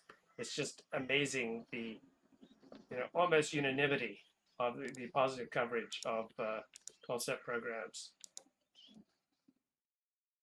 Okay, great test match cricket coming up tomorrow between Australia and South Africa. Meanwhile, back to the colder 12-step programs. Better of a view on yourself, you actually get like an honest view of like, oh, this is the kind of person I am. Like, these are the things that I'm afraid of. Yeah. And most people drink around fear or resentment or anger. For sure. You know, it's interesting that you were saying it reminds you of like just adulting, and you're like, it reminds me of cognitive behavioral therapy or community therapy, crowdsourced therapy. We'll talk more about the therapy element later. It reminds me, when you just listen to it on the surface, of like the promises that Scientology makes. Oh, the really? difference though is that you absolutely have to abide by Scientology's what they call the bridge to total freedom. That's kind of like their 12 steps, but you don't actually know what the steps are until you get there. I wouldn't be shocked if they took some of that stuff. A lot of cults overlap with recovery programs. The cult my dad was in as a teenager started out as an alternative drug rehabilitation center. Oh, wow. Called Synanon. Scientology has like a rehab wing where they like do try not to get go people. there, anyone listening to this. They try to get people in when they're through- weak and Yeah, down. Yeah, It literally, like, I mean, addiction is a great thing to exploit if you want to start a cult. yeah, 100%. What happens if you don't do all of the 12 steps or you want to question them? Nothing. That's what I think is like, the more we talk about it, the more I'm like, this is like almost anti-cult. Because there's like no, it's like. It's the cultiest Yeah, anti-cult ever. probably the most culty thing you might occasionally hear in a 12-step meeting is people say, I feel like they're trying to brainwash me. And people say, well, maybe your brain needs washing. Oh, that is culty. Yeah. That is. We touched a little bit on like how there's no hierarchy. There's no leadership. There's It's no people leadership. who are in volunteer positions and they're all elected on a group level. In a 12-step meeting, there will be a person who's the chair who like runs the meeting, and that person's the chair for 6 months, and then they're voted out and new people are voted in, and all the So there's a time limit on how often time someone limit can be 6 the chair. months for every Interesting. position. Like if you're the person with a coffee commitment, you got that commitment for 6 months, and then you're Wait, out. that is so interesting, because the next question I was going to ask is if there was like a power dynamic between newcomers and oldcomers. No, and you try to give newcomers like positions as soon as they walk through the door. Like if you're Okay. new, you want to give them responsibility to like give them something to do, to give them like self-confidence and value in themselves. Do you think that people who have been in the program for longer kind of do it in a way that's like passive aggressive, or like is there ever any like feeling of like I'm better than you? No, I wouldn't think so, because most people will talk about how the newcomers have the most to bring to a meeting. Because Okay. like newcomers will come and they'll talk about the fucking shit that they just went through to finally get in there. Where like a lot of people who've been in there a long time are just like laughing and having a good time telling stories, and like a newcomer will talk and they'll be like, yeah, I'm happy they shared about that because I need to remember what it was like when I came in so that I don't go back out. Yeah. I'm curious about the sponsor-sponsee dynamic. Yeah. Because obviously that is so intimate when someone is sort of like shepherding you through your Yeah. sobriety. Yeah, you're reading somebody a list of like your character defects or sexual shit that you regret Yeah. and stuff like that. Yeah. Yeah. Like, can you talk about like what that relationship is like, and what I would mean- happen if you didn't like your sponsor anymore and you wanted to You sort just of fire 'em. Oh, how does that work? You just go, I think I'm going to work with somebody new. Nothing's official. You know, you don't Yeah. sign Yeah. a contract. What about for people who are like really socially awkward or like don't like confrontation? Like, is there like an established thing in the beginning that everyone? So obviously a sponsor-sponsee relationship is wide open for abuse. So I tell my sponsees that, sponsors shouldn't be, telling you how to live your life. The thing that the sponsor should be doing is taking you through the big book and sharing with you their experience with the 12 steps. But some people want to look to sponsors for advice on their love life, advice, with their family, advice on all sorts of things where the sponsor may have no expertise. So sponsor-sponsee relationship, is wide open for abuse because people are going to bring all their baggage into that relationship. So if you switch the sponsor-sponsee relationship to one where the sponsor is just primarily taking you through the 12 steps and sharing with you their experience with the 12 steps rather than giving you life advice, then I think that's much healthier. So I try to deprogram my sponsees from looking to me for life advice. I try not to give much life advice, and if I do give it, I say, look, this is just my opinion. There's no special power I have. The only thing that I insist upon my sponsees is that they be polite, that they show up on time, that they do their 12-step homework. They don't need to clear anything by me. They I know some sponsors want their sponsees in the first year of sobriety to clear relationships with them, to clear going on vacation with them, to clear any major decision with them. That's definitely not how I approach things. Tells like, hey, if you don't like your sponsor, like you can just leave them and it's no harm, no foul. Yeah, it's just kind of no rules. I mean, there are suggestions and there are the steps that are like the closest things to rules, but they're not even rules. They're suggestions. Yeah. Have you ever heard? Sorry, we're asking the tough I know. questions. I'm because like, it's like your I don't answers mean are to very grill you. healthy. No, you can grill me. I'm just like so curious because I've seen my very close friend have nothing but a positive experience with AA. But I have had a lot of people actually DM us being like, you have to cover this topic because I had this experience in a 12-step. Yeah, then they probably just went to a shitty meeting, and I would suggest going to a different meeting. Word. That's true. There were meetings in LA that you couldn't pay me to go to because the people who were in them are fucking nuts. Yeah. You know what I mean? Like you go and everyone's like self-centered and weird and like like not really working what I would consider to be like a healthy spiritual program. Yeah. And I don't want anything to do with those people. I go to where I feel like people are grounded, helpful, happy, positive community. Yeah. You know? I feel like it's so important to like remind yourself that these are non-binding meetings of like random people who on an individual. So anything that humans do and organize and connect around, of course, is going to be open to the foibles of human beings, the antisocial dysfunctions, the personality disorders, right? There's no human organization that's going to be, exempt from, predatory behavior, right? There's no like free pass away from, anything bad happening to you when you connect. Individual level are still going to act individually. Like people. And so sometimes like, people are toxic. Yeah. And so like, yeah, if especially there's a bunch of drug addicts and alcoholics. You know what I mean? You're not everyone's going to be like, the fairy godmother. It's not, you're not Buddha. You're not, the Dalai Lama. It's like most of us are closer to fucking retired rock stars. You know what I mean? Yeah. So anyone who tries to make it seem like they are all knowing is probably just someone you have to distance yourself from. They say when you're looking for a sponsor, look for somebody who has what you want. Look at anybody who's like a clean comedian who pretends to be holier than now, but then in their offstage life is a fucking monster. You know what I mean? Like anybody who acts holier than now is like, oh, fuck that person. Yeah. It's a simple program for complicated people. I actually can't tell what would be more culty if 12-step programs had an official leader keeping everything organized and on the books, or the setup that exists now where each group is just run by volunteers in a program who are all abiding by its suggestions. I think that kind of speaks to the larger question of how much order versus freedom do we want in any given group? Like, what structure lends itself to the least harmful type of cult? It's just an interesting question that I don't think anyone ever has the perfect answer to. In the beginning, or not even that long ago, addiction was seen not as a disease, it was seen as a moral failing. And that's connected to the religious aspect too. It's like, you need to just find Jesus. Yeah. And so I think AA emerged to fill like this very real need to treat addicts like they were actual humans who were not profoundly defective. But it's just interesting that 12-step programs are like kind of the only mainstream way to go about addiction. Yeah, well, there are other things. There's like smart recovery, which I don't really know much about. And there's like, not all rehabs are 12-step based and stuff like that. There are places you can go and whatever works for you, fucking do it. Like, if you need to get sober, get sober. You don't got to go to a 12-step program. I know people who are in a 12-step and living pretty good lives and fucking great. It's just, this is what works for me, so I do it. Yeah. It is like inherently religious. The aspect about confessing, it kind of reminds me of when you like go to church and you what do you admit to the dude in the box that you did all this stuff? Yeah. Yeah, I'm a Catholic. I mean, there's something confessional about going to a meeting and having to sort of lay bare all of your traumas and misdeeds. But you also don't have to feel better. But you also don't have That's to. the other thing too. You're not required to like participate in any way. Like you don't have to share. You don't have to like talk to anyone else while you're there. You can go and just listen. You don't have to get a sponsor. Literally, the only requirement for membership is the desire to stop doing drugs and drinking. Yeah. There's two things when it comes to the science of it. One, early on, there's this dude, it's in the beginning of the big book of Alcoholics Anonymous. There's a letter by this guy, Dr. Silkworth, who basically describes like the genetic predisposition to alcohol. So that, I think, for a lot of alcoholics is super comforting to know that liberating. It's not a moral failing. I'm not a piece of shit. So like, I'm dyslexic. And I'm not a piece of shit for being dyslexic. I just have a cognitive brain disorder in the same way that I'm not a piece of shit for being an alcoholic and an addict. We're all pieces of shit for many other reasons. Yeah, it's Irish. Yeah. You know? I'm trying to think of mine. I'm perfect. I'm just kidding. Yeah. I also like love the way that you're going about answering our questions. You're like not defensive at all. You're just like, I feel like if it was It's not mine to culty- be defensive Exactly. over. Like if it was culty, I feel like you would be getting more like heated. Whereas like you're just like chilling, being like, well, actually, this you can leave whenever you want. Like Yeah, you don't have can to choose a new sponsor. You don't have to do anything. You can go out and do more research. You can drink whenever and do drugs whenever you want. Yeah. And you're always welcome back.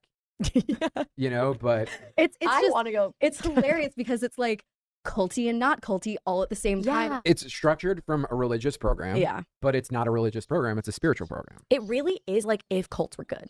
Like honestly, like that's the vibe that I'm getting. Kind of how I feel about it too. Yeah. There are always going to be people who have a negative experience with any given group. But what would you say, like, if anything, are the exit costs of leaving? Because there's such a profound.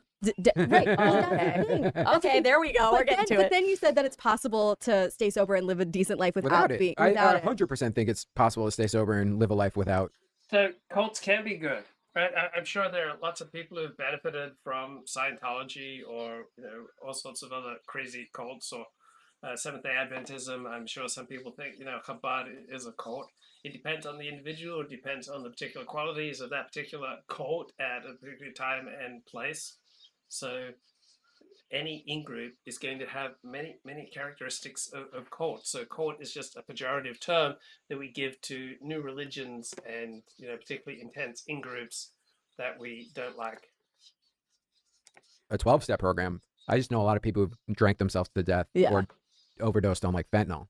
How does it work if someone is like, oh, I want to leave? Like you guys don't say anything to them. They just Nobody choose- tells you. They just stop coming. Okay. So you might be like, you still might like throw a text like, hey, haven't seen you in a while. How are you? But people ghost you. They disappear. I've had sponsees who've like went.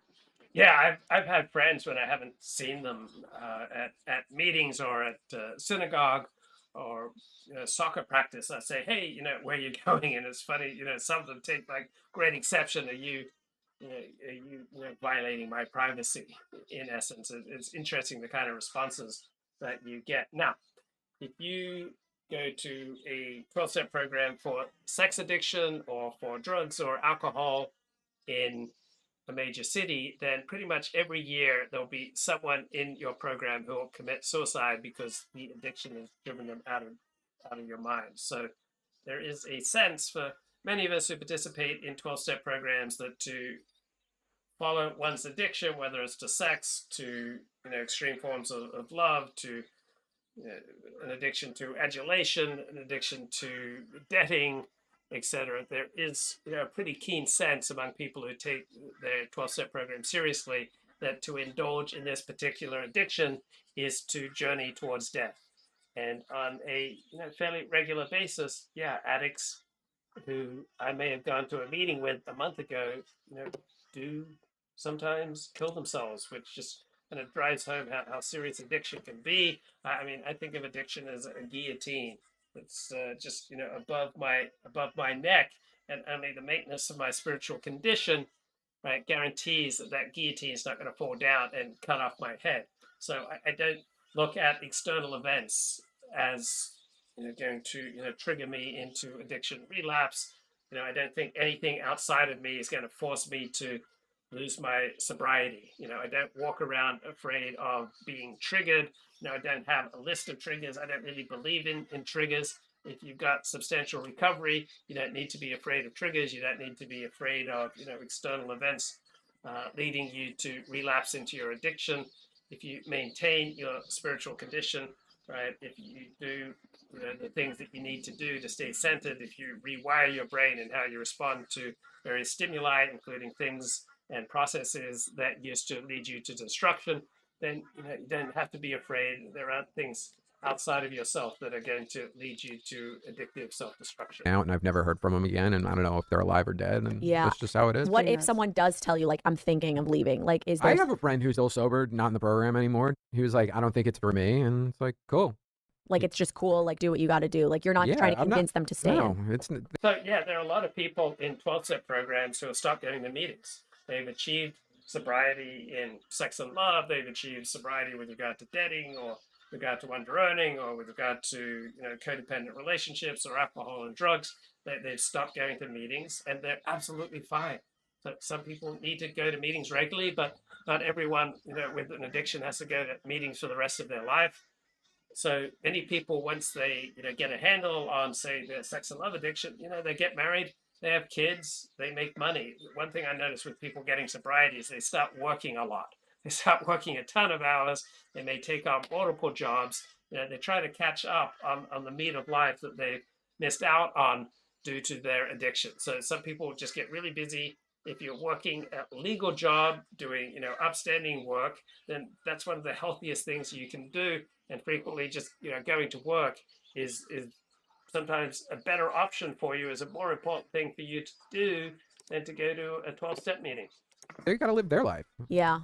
It's not my job to make somebody stay sober. When you look at all President, of the JF for president. But it's funny because when you look at all of the aspects of 12-step programs, it seems motherfucking culty. But every addict I know is this chill about it. Yeah. Yeah, because it's not, none of us are in charge of it. Yeah. And it's what works for you and how you work it. How long have you been in a 12-step 9 program? years. 9 years. So I feel like the longer you've been in it, I feel like the more you've seen. You've seen people come in and out. And so you kind of are indifferent to other people's experiences in that you're like, it's up to everyone. Yeah. And also like So I've had 10 years of psychotherapy. I've had 12 years in 12-step programs. And one of the things I notice is that I can often feel like I'm making progress in my, with my counselor, making progress with my 12-step program. But the most challenging thing is to get back with family, right?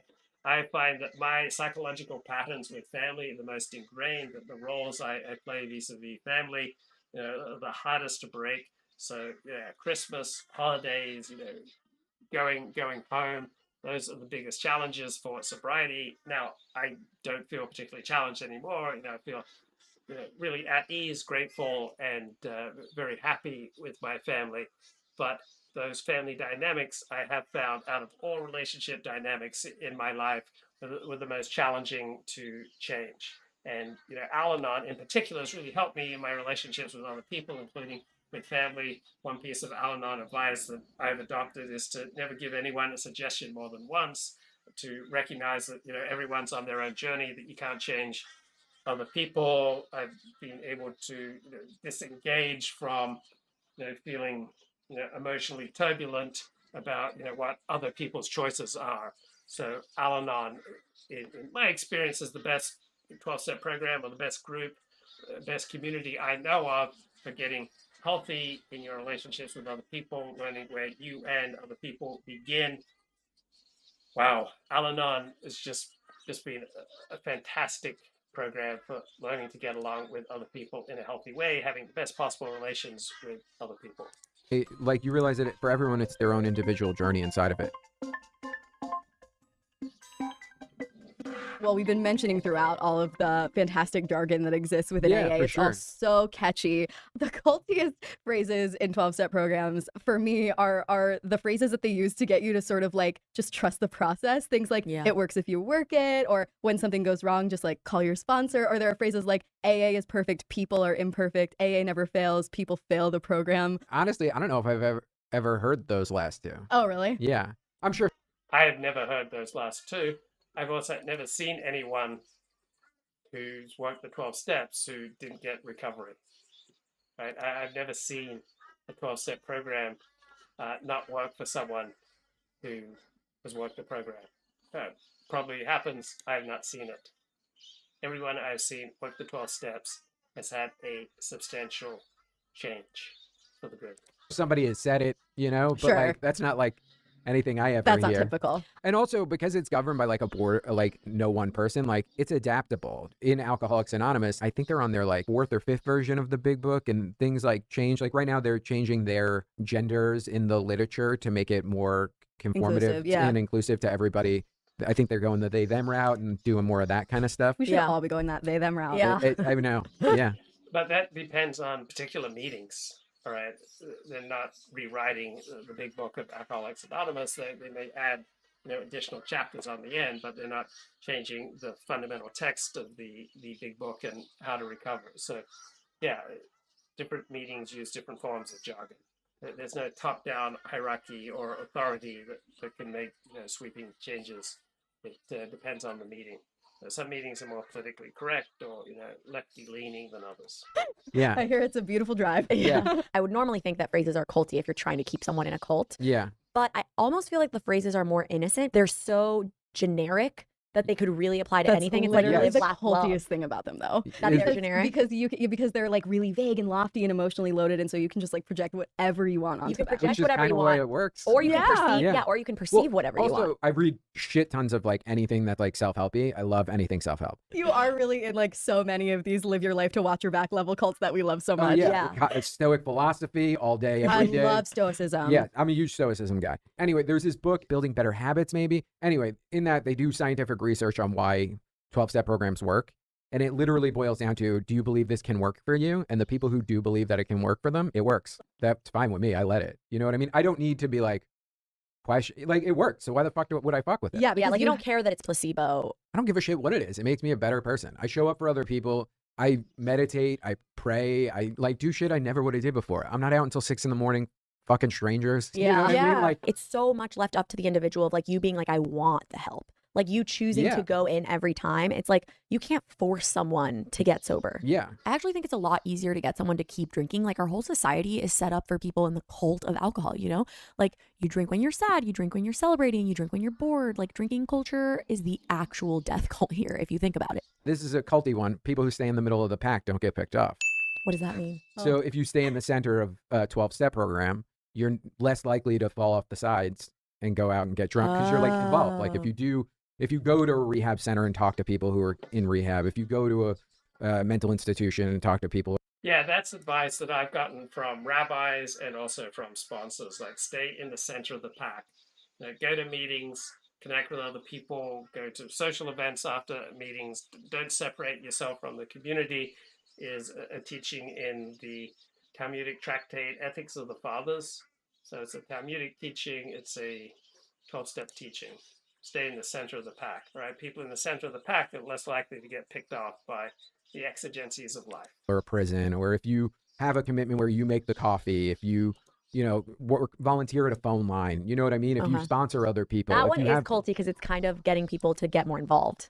100%. But even though it's better for them. Yeah. And also it's like, it teaches you, like I was saying earlier, how not to be self-centered. Yeah. To me, that's the best thing I've gotten from it. I just keep picturing you being like, and then there's the chip that they put in my arm to track me, but it's no big deal. That only happens after 3 months. I mean, they don't got the fucking money for that. Yeah. They're broke. Do you think that you were able to get there because you like had all of those experiences that like led you, and now you can be like, well, I had my fun. I do not regret my past or wish to shut the door on it is one of those sayings. Oh my God, it's truly like Bible verses. Yeah, where it's like, I don't regret any of that.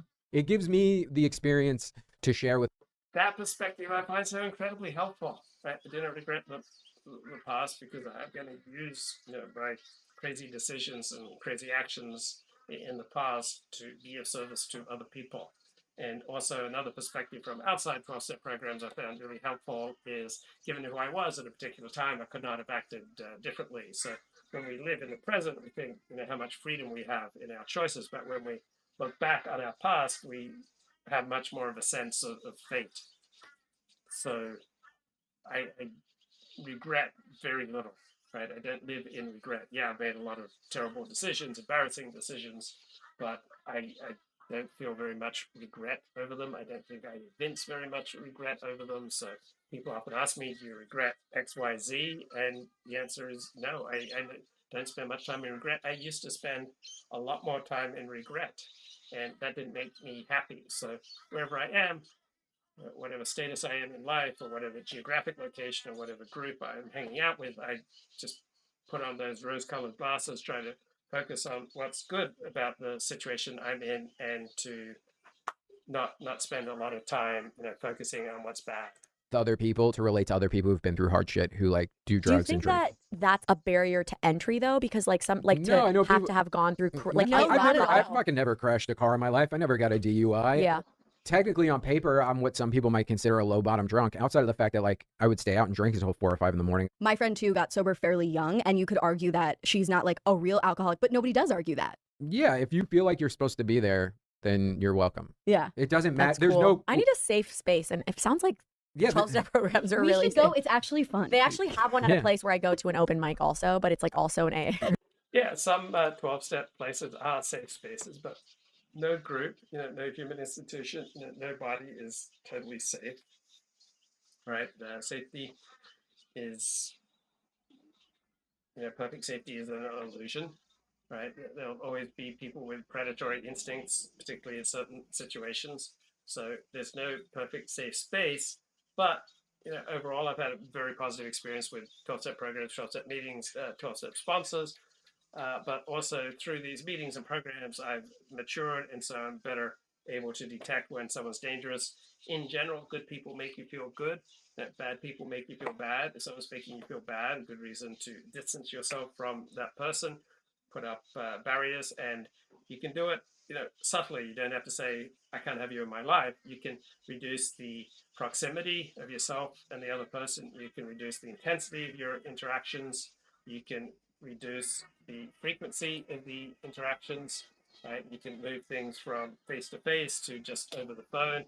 You can do all sorts of things to put more space between you and others without making dramatic demonstrations. On the other hand, if there are people who are good for you, who make you happy, who have a good influence on you, then you can increase the intensity. You can increase the proximity. You can increase the frequency. You can increase the length of time that you spend together. And then people who are bad for you, you reduce the amount of time you spend together. You reduce the proximity. You reduce the frequency. You reduce the intensity. That's it for me for now. Take care. Bye-bye.